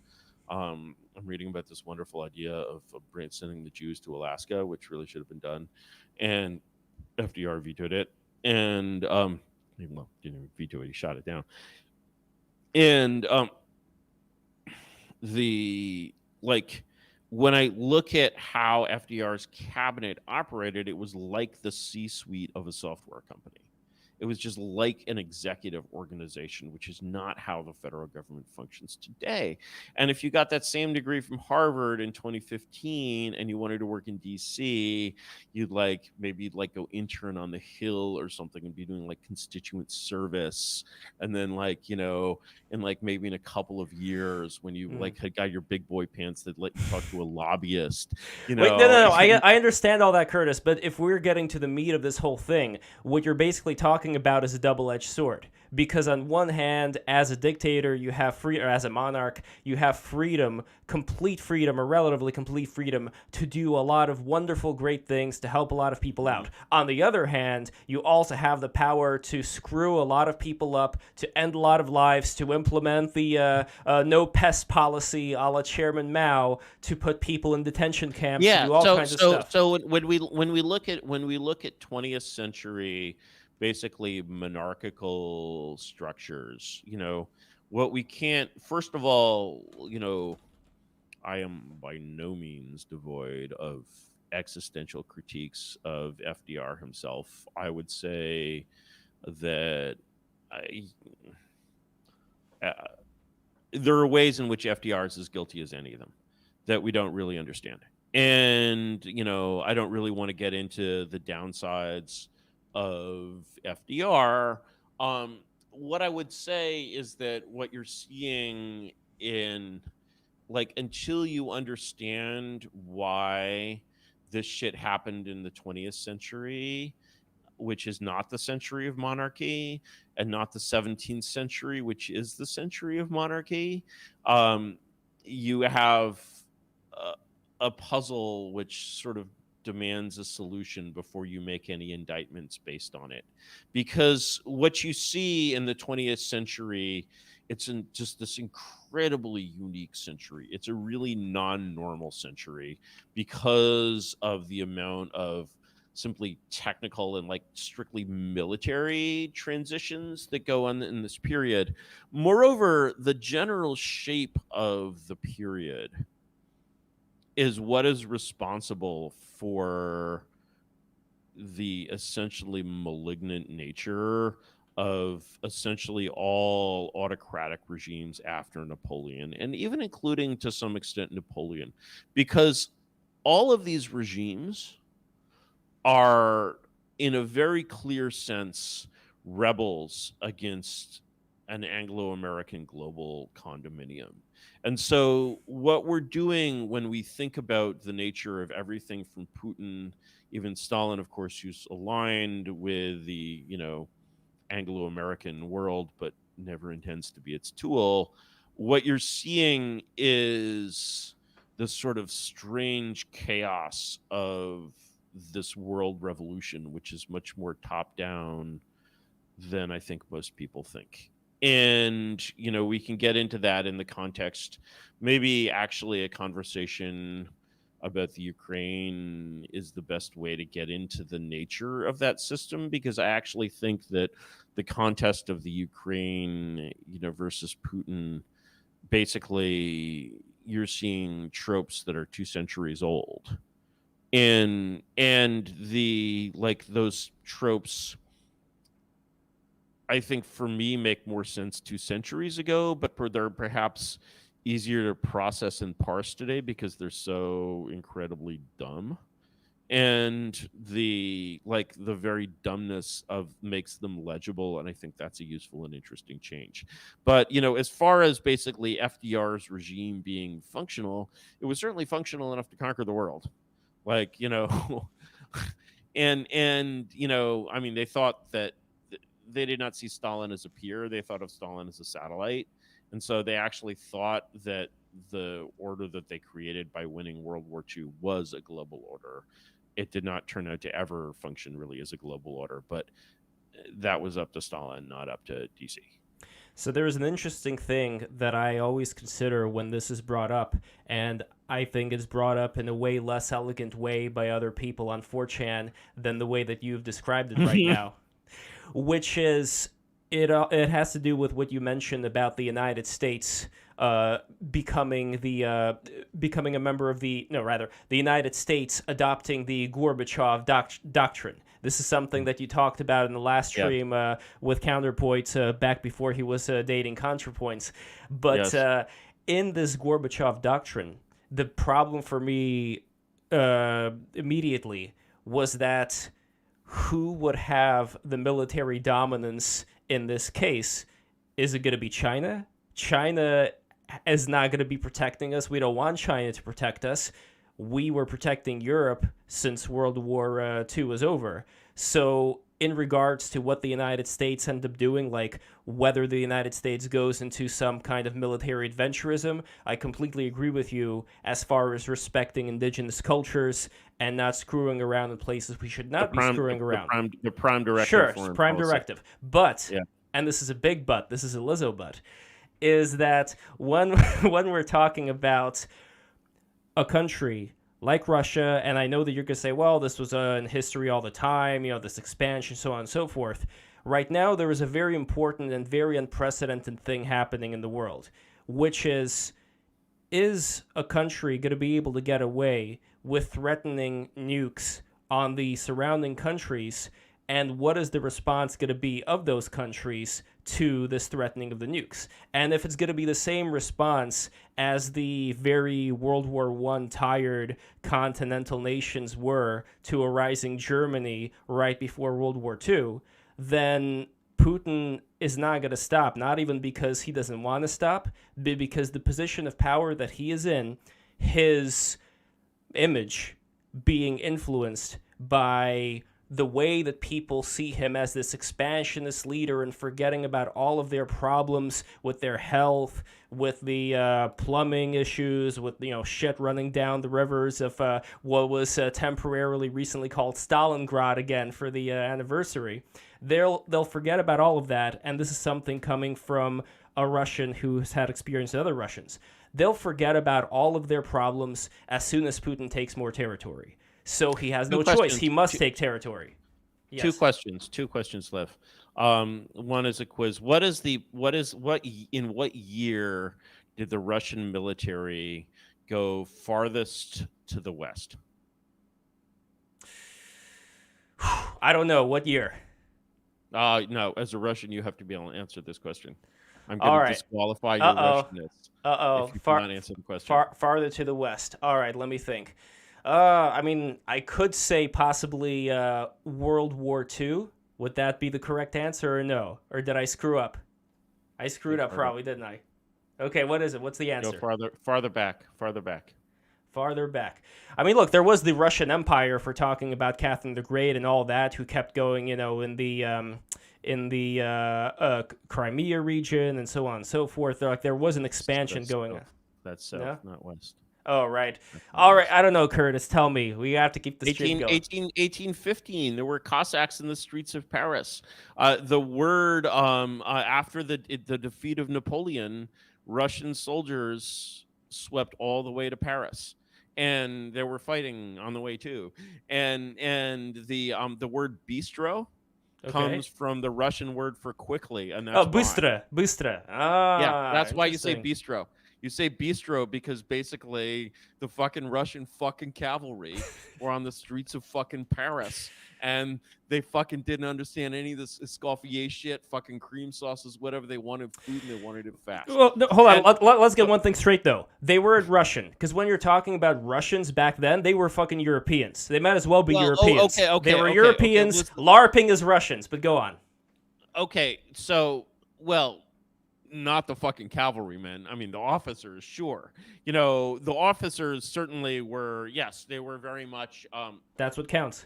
They were, of course. And, the kind of the tragedy of Russian civilization in the 19th century is that it begins as a single, integrated intellectual aristocracy, and it ends with this division between the aristocracy and the Allah forgive me for uttering their name, the intelligentsia, and the which side of that are you descended from, Lev? You're not Jewish, are you? I am. I'm a half Jewish, half Russian, but my Russian side is also part of the.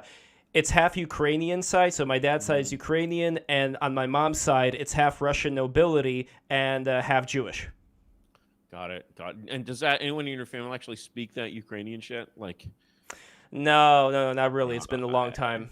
No. Yeah, no. But we do have relatives who were living in Ukraine who recently had to evacuate, but that's... All right. So Russia has been a participant in European civilization for quite some time, including, of course, the defeat of Napoleon.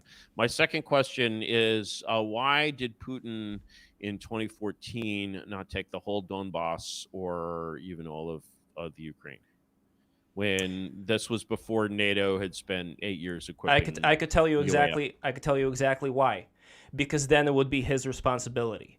By having stations in Donbass which were contested, what he's basically creating a situation where now you have a thorn on the side of the people that want to get out of Ukraine, and now they're stuck with this tumor that they don't really know what to do with, because now you have all these people that are being siphoned in from Russia. So wait. You were telling me just earlier that he had this Hitler-like desire for conquest, but now he seems to just want to put thorns in people's sides? Temporarily. There's only so much you could do at one time. So first, and here's the other thing about Putin, by the way. You don't think he's kicking himself for not having solved this much easier problem 8 years ago? No, because look, you take several steps forward and then you see what happens. So, for example, Putin wanted to take southern Ossetia back in the day. Remember what happened? The big arms, the big bad United States military-industrial complex came in and made sure that he did not go forward. So with him, he wants to see how much he can take at a certain point, and if he's not pimp slapped away, then he's gonna keep taking more and more and more, and there's no way out of that.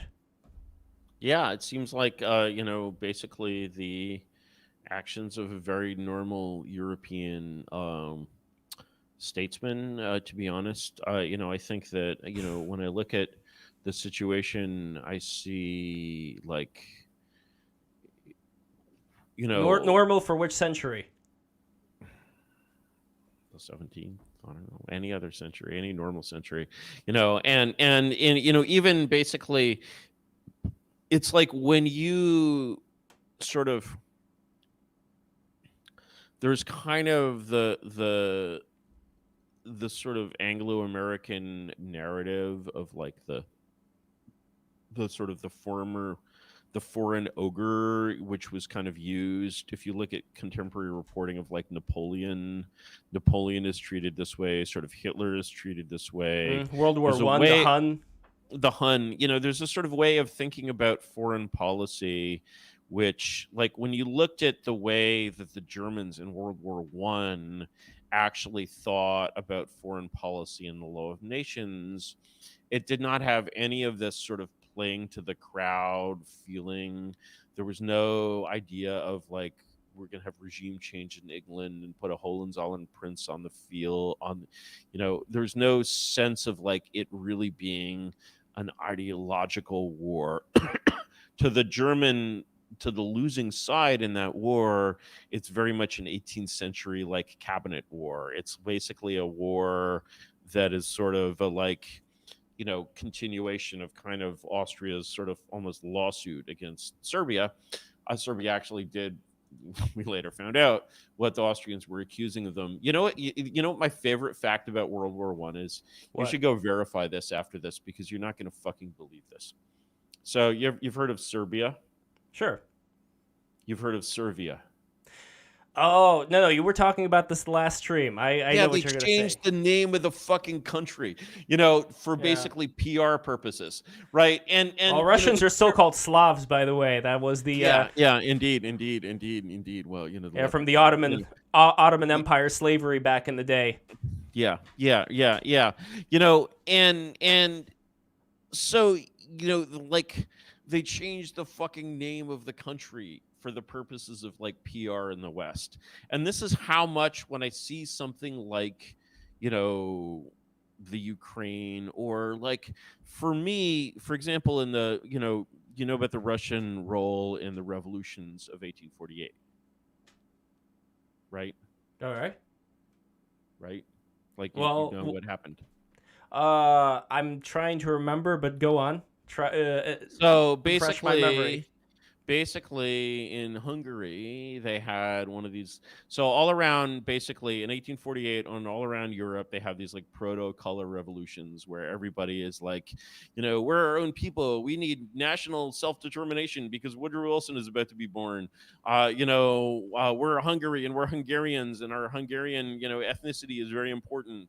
We're Polish and we're, not content to be like subjects of the czars, and everywhere, basically. Or sometimes these would be separatist movements, or they would be nationalist movements, like in Italy, like with Garibaldi. Like, we're all Italians, we can't understand each other, but like Italy is not just a geographical expression, as Bismarck says, it's a country, we must be a nation, right? And so whether they're separatist and they're all sort of animated by this like romantic era, democratic revolutionary thought. They're all like, they all sound like Shelley, basically. And they're wildly popular with England and America, but especially England, because England's all that matters then.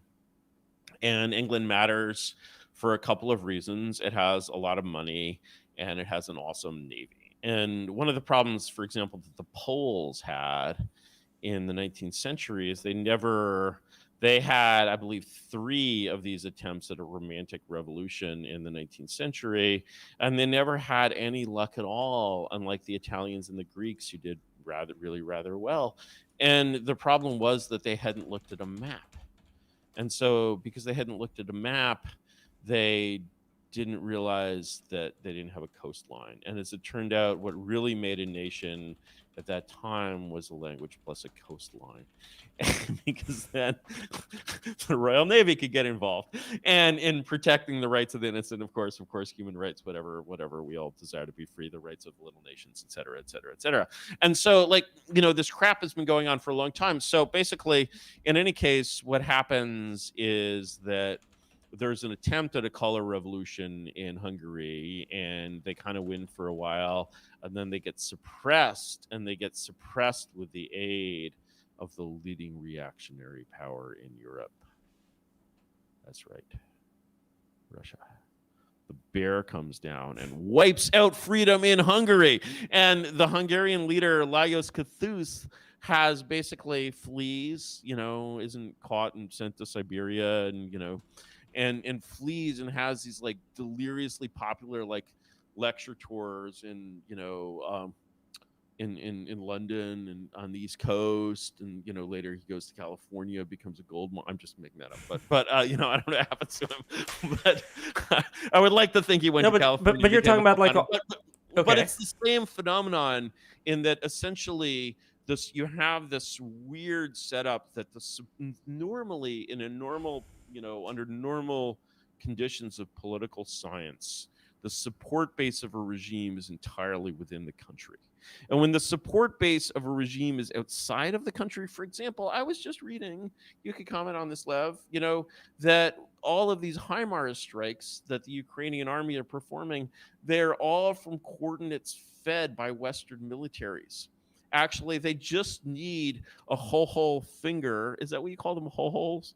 Yeah, that's not really the polite way of saying it. That's sort of the kind of things edgy people. It's sort of like saying Moscow, but there's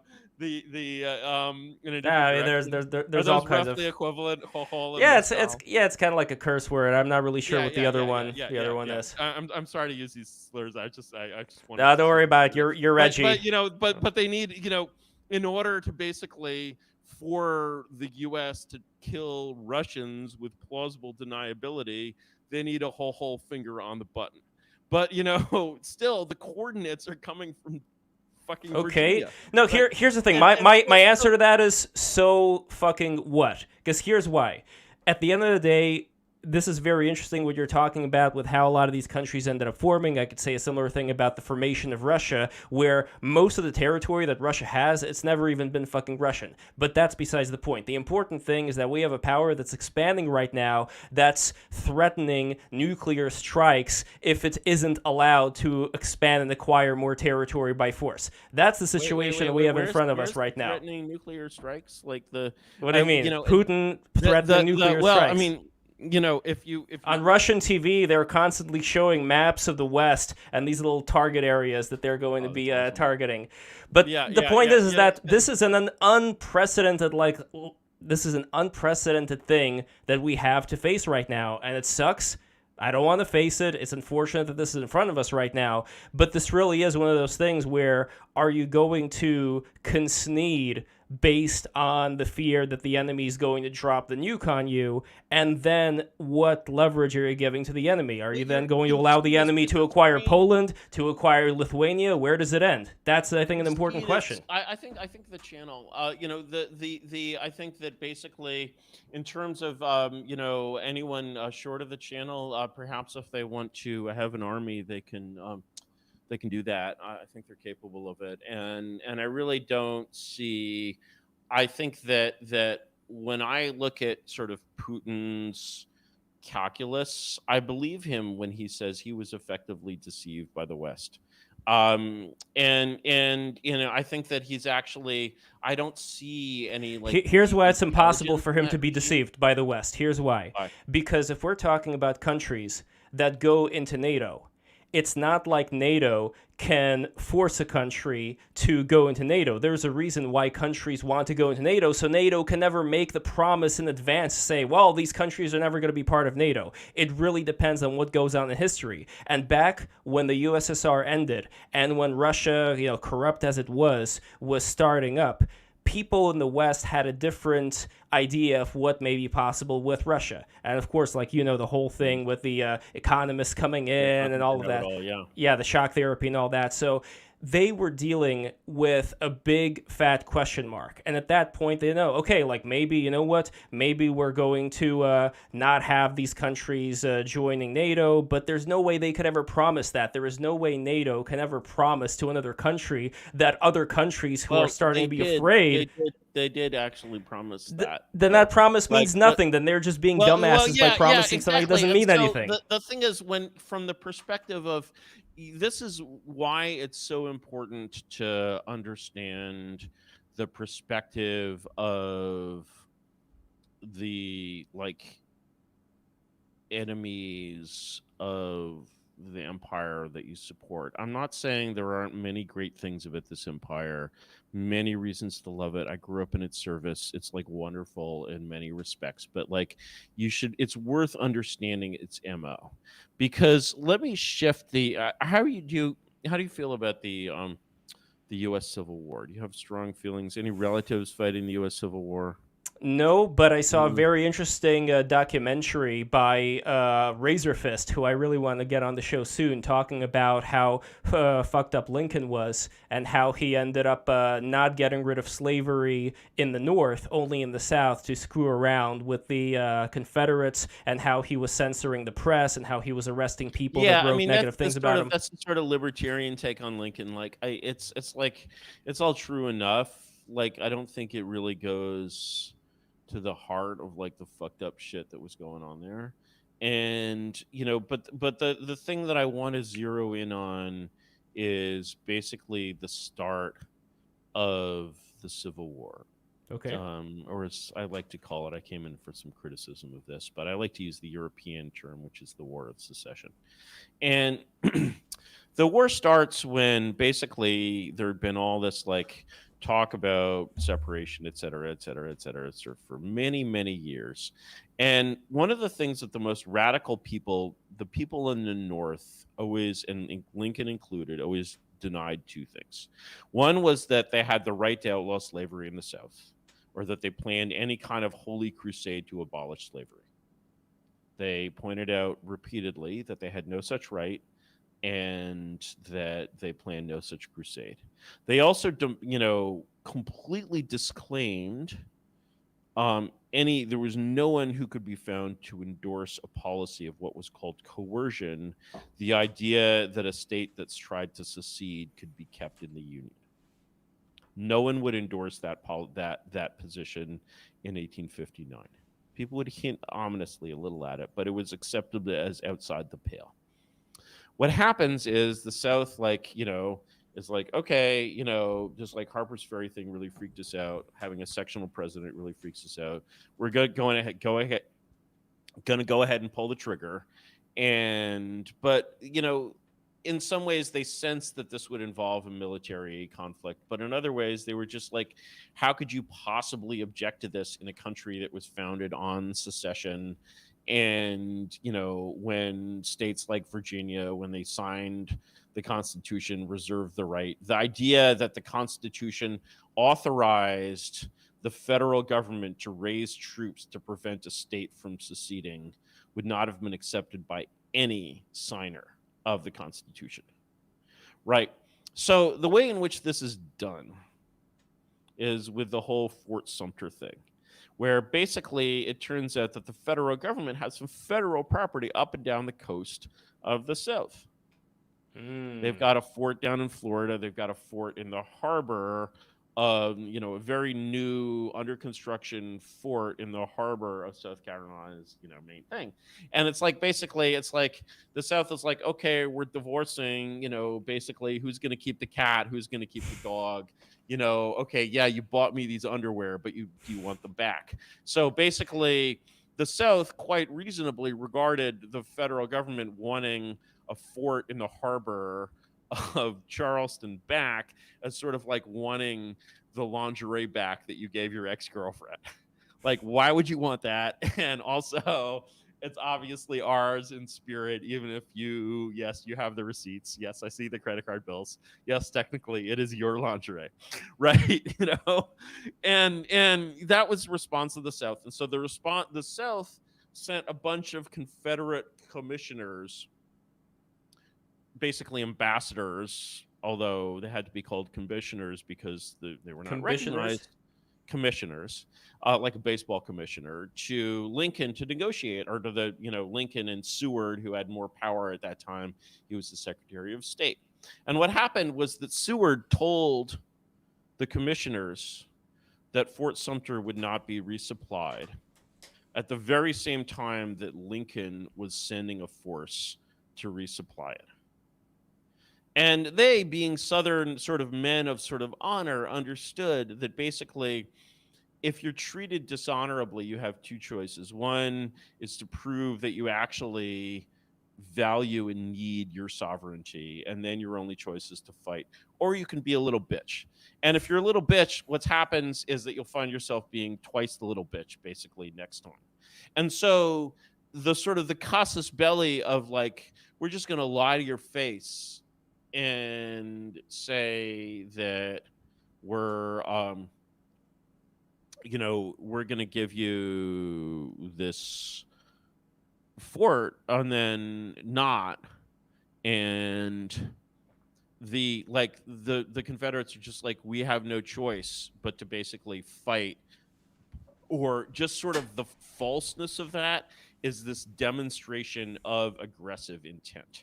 And so the feeling of stepping way, way, way back, forget Putin, you can at least argue the merits of Putin. I don't think you can argue the merits of Kim Jong-un. Okay? I don't think I can argue the merits of Putin. I could try, but it's hard, man. What about the demographic statistics, whatever. What? Whatever. Putin makes a lot of good money for Europe and the United States because all of that money goes from the Russians to the rest of the world. But anyway, fine. Yeah, you can be, following in the great tradition of the Russian intelligentsia. I will not ask you to endorse the Tsar. I'm just asking you to understand its position, and I'm going to ask you to understand its position through the lens of somebody who is unquestionably nasty, who is Kim Jong-un. Okay, now that's an unquestionably nasty regime. It's not really an improvement on anything. It is a hereditary monarchy, although it remains an illegitimate one. And the illegitimacy, essentially, all of these autocrats that you talk about being bad, and they are bad in general, are autocrats in a century in which legitimacy, in a pair of centuries, in which legitimacy and democracy are synonyms. That's why North Korea is called the DPRK. It's a claim of legitimacy, right? Did we go through this last time? yeah, And for the people and all that. the Democratic People's Republic of Korea, right? Yeah. It's a claim of legitimacy. Like, there's nothing democratic about it. And it's obviously a hereditary monarchy. And so from the perspective of Kim Jong-un, like, he is in a very vulnerable position because the whole world wants him gone. He would actually love to pull off the thing that the Chinese, if he has any, he was educated in a Swiss boarding school, presumably he passed some tests. If he would love to do the thing that China did of opening up its economy while keeping the political structure autocratic. The reason Russia did not do that, the reason Lenin shut down the new economic policy, for example, is that Lenin felt that the new economic policy was undermining the security of his monarchy. And which it was. And what Deng realized is that Mao, by being just such a fucking crazy fuck, had established such a secure regime that he could actually allow private merchants and private companies to operate without basically disrupting the fabric of political control. So it was actually the strength of that autocracy that allowed China to liberalize. Kim Jong-un is not strong enough to do that. He's not strong enough to do that because basically the rest of the world would rip him apart in 15 seconds if he softened just a little bit.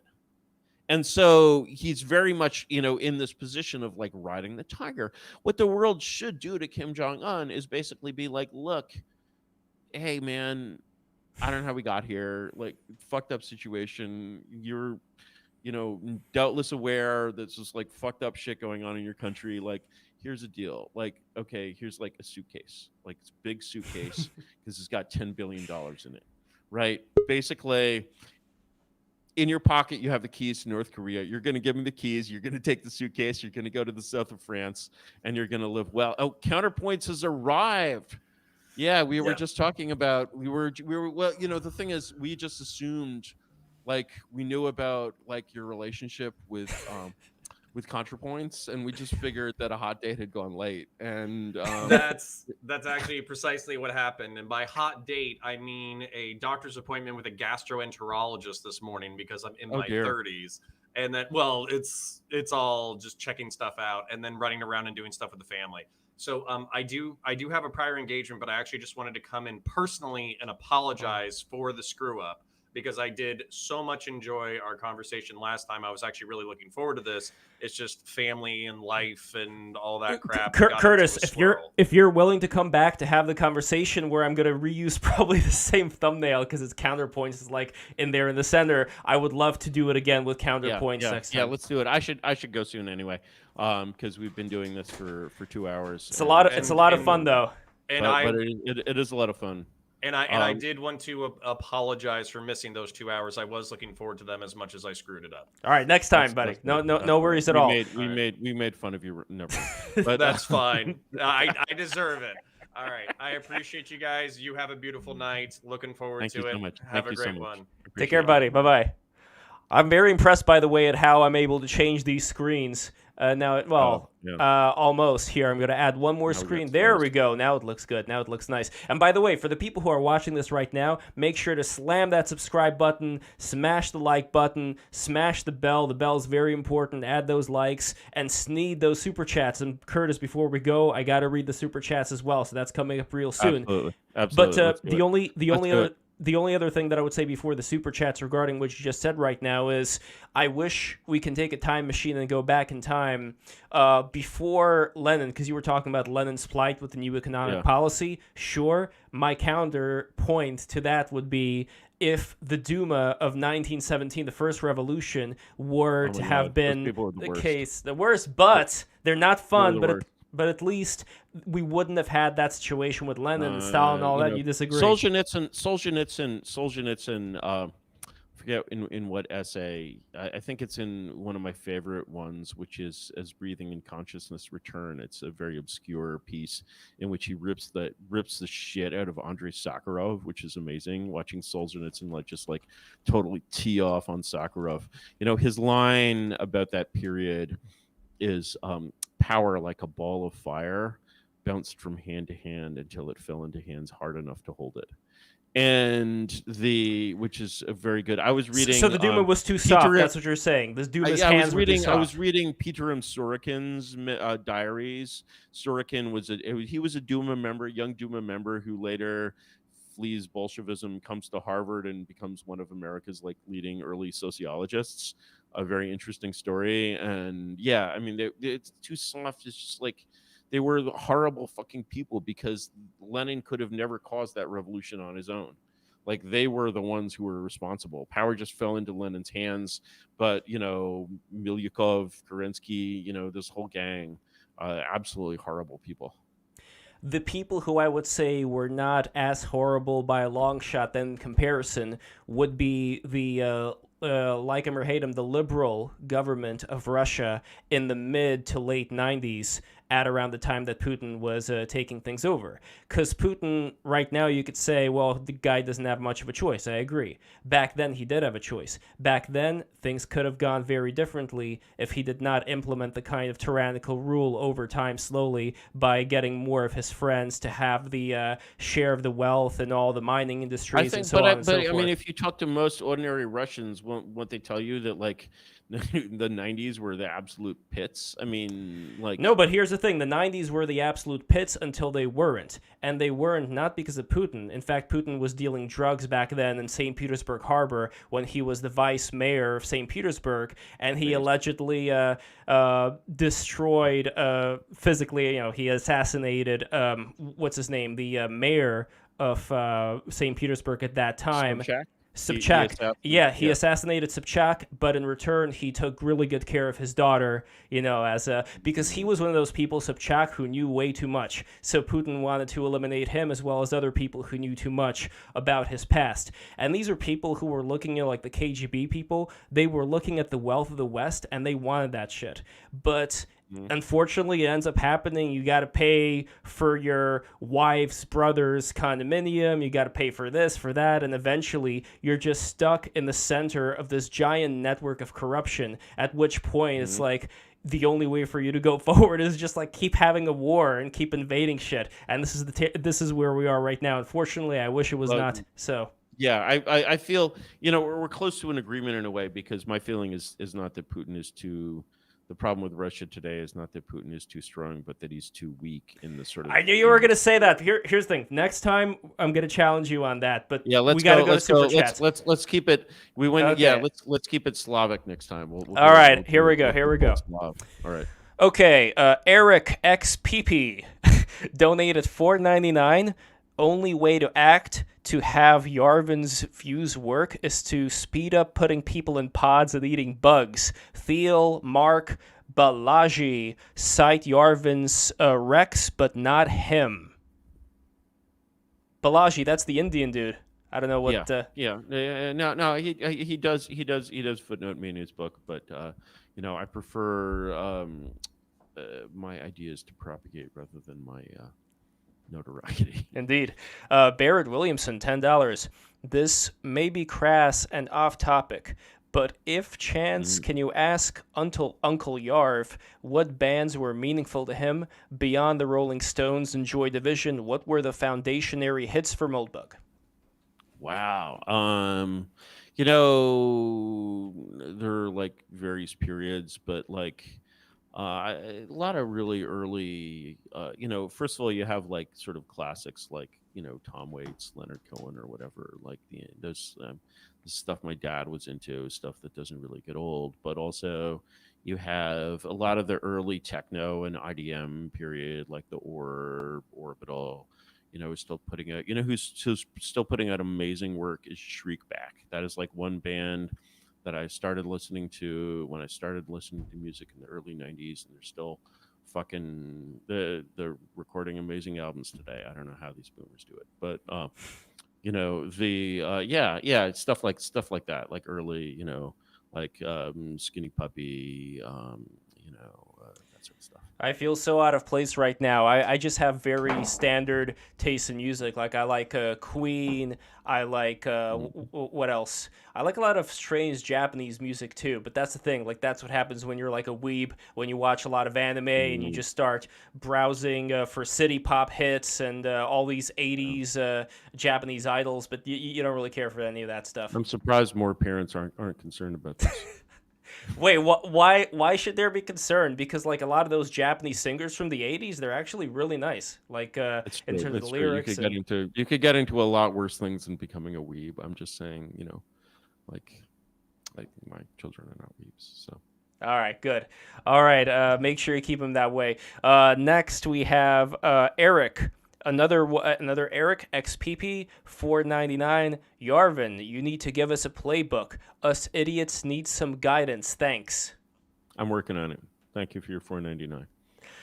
Maida Ronan, who is, by the way, the great $20 patron, patreon.com/breaktherules. I'm going to have an exclusive Patreon-only video coming out really soon with God's Joker. Be sure to check that out. And he says, Curtis, what do you see as a path to post-democracy United States? World War III, economic collapse, voter fatigue, government made obsolete via AI, robo-waifu revolution. I mean, speaking of like interest in Japanese culture, I think it'll feel. Let me give a sincere question like that. I feel it'll feel sort of like a big joke that's so funny it becomes real. I think there's actually there's something we could learn from like the whole Zelensky thing, like the servant of the people. It's like the TV show that becomes an administration. Unfortunately, it ends very badly with him becoming an American puppet. But that couldn't happen in this country. I mean, one of the things that they say historians will often ask is, shut up, Siri. The historians will often ask, why are there no revolutions in the United States? And the answer is very simple. It's the only country in which there is no American embassy. And so it really means something entirely different to have a color revolution in a country in which there's no American embassy. But it'll feel sort of like that. Oh, and to the question that Sage, well, not a question, the comment from Sage over here, I'm just seeing it on the frozen screen. Lev really just said NATO can coerce countries to join. No, I mean, of course, there are certain people that can obviously coerce countries to join. They can't coerce them. Yeah, that can induce them. The bigger issue, though, is that if a country is being a threat to a lot of other neighboring countries like Latvia, Lithuania, so on and so forth, they're going to keep that in mind when making those kind of choices. But anyway, we have another... by the way, do you know what robo-waifus are? Because Maida Ronan mentioned that, and that is a project of his. I have a vague idea what a robo-waifu is, but I don't know. Yes, he's... Okay. You never know what's going to happen in the future. But anyway, XPP Eric, one more... Watch Cherry 2000. 199, you need ma institution to actually make change. That is in quotes. Well, I guess that's what we were talking about earlier, wasn't it? Dunkachino, 199, is a Gaddafi-type figure more likely in the USA. Well, Gaddafi is really a very Libyan figure, and really, it's hard to get more Libyan than Gaddafi. So I think you'd see him. You'd see a very, very different aspect. I think the problem of defining what an American Gaddafi would mean is very interesting, but perhaps it's at a slightly higher pay grade than $1.99. I can imagine something from like Idiocracy with the pro wrestling president with like these female bodyguards being around him. Like, who knows? Sure. I mean, Trump was as close as we came for a while. Yeah. So here we go. Vile Van Gogh. $20. Thank you so much, Vile Van Gogh. Reading suggestions illuminating in great detail influence and connections and relationships university systems have to Congress, federal agencies, mainstream media with recent history examples, and in parentheses, Iron Pentagon downstream from university. I would read, the sort of the core of how this got established was really the Foundation Network. I always recommend, there was a Democratic Congress in the U.S. between the 30s and the 80s, with a brief exception in the mid-1950s at the height of McCarthyism. And that exception was used to establish the only congressional committee, the Reese Committee, which has ever investigated the great foundations using, the subpoena power of the Congress together with the actual skills of the, people in the 1950s. So the chief counsel of this, called Renee Wormser, wrote a book called Foundations, Their Power and Influence. And you'll sort of discover that when reading that, which is a very good book, or you can read the Reese Committee hearings themselves. It's kind of mind-blowing if you're actually into reading congressional hearings. But you'll see kind of a lot of that there, of sort of how the government basically outsourced its brain to these institutions. I mean, and sort of outsourcing its brain was kind of, it wasn't really skullduggery in a way, because it was kind of the whole, almost the purpose of the early progressive movement in America. They wouldn't have put it that way at all. But what I like about reading this stuff was compiled in the 50s, but of course is reviewing the last half century of the history of this stuff, is that you really see it going on. There's just one history professor, I think, he's recounting a conversation he had with Charles Merriam, who is also a history and political science professor, who was responsible for a lot of this direction of funding and granting. And Merriam at one point, they're hanging out, walking down the street, and Merriam's just like, I have too much power. I don't think anyone should have as much power as I have, and so, there's That's never a feeling I have. I don't think anybody has that feeling these days. So, when somebody gets that vibe, there's something pretty interesting going on. And especially, it's not even a humble brag. Like, I feel such is the greatness of these institutions and the youth that I feel this motherfucker really did feel that he had too much power. It wasn't a humble brag. And that's mind blowing. 3 more super chats left over here. So, chairman of the board, BORED, very clever. 10 Canadian dollars. Has Yarvin ever read Alexander Kojevy? I have not. I find Kojev is a Hegelian, of course. Moreover, may Allah forgive me for uttering this word. He's European, and basically the continental kind of prose tradition is so like I can tell that like Hegel is trying to tell me something, but I'm just like it's like not only that he's trying to impress me too much. It's like Carlyle is also trying to impress me, but Carlyle, when he tries to impress me, is trying to like entertain me. Whereas I get the sense that like Hegel or people in his tradition are like trying to like, I'm just like, I know from the bottom of my heart, you could say this in a way that I would consider good writing, and you don't.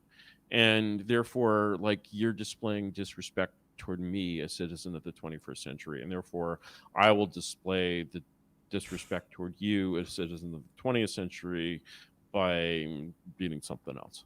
And so that's unfortunately how I feel about even if it means missing out on certain things, because at least the way that basically anything that's present in the world that matters is present in Anglo-American scholarship. It's like the Caliph said when he burned the Library of Alexandria. He's like basically like either it's in the Quran, all right, fair enough. Sage, bigoted, but fair. Speaking of continental, Sage, €5. I'm an elf. I'm an elf. And well, no, that's not the whole thing. Hold on, there's more. I'm an elf. I'm an elf, and I like jobs elves usually do, but the current elves are absolutely the most insufferable people to be around. Where should I go and do?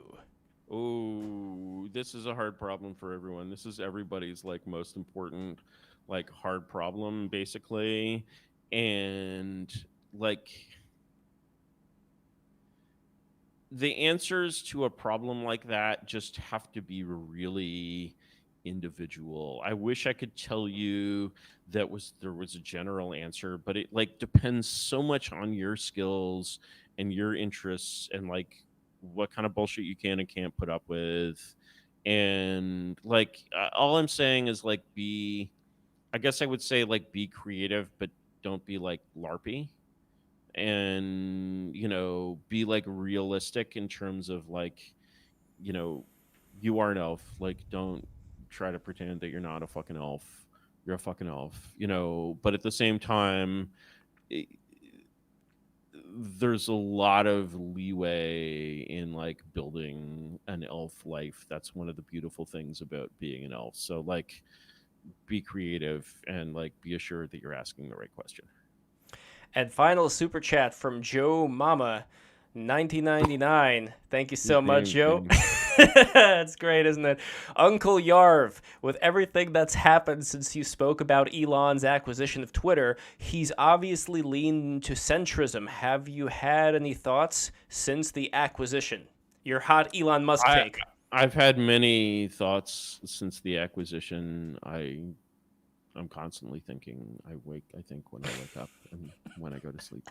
And I may even think when I dream. And I mean, centrism is like there's a kind of sort of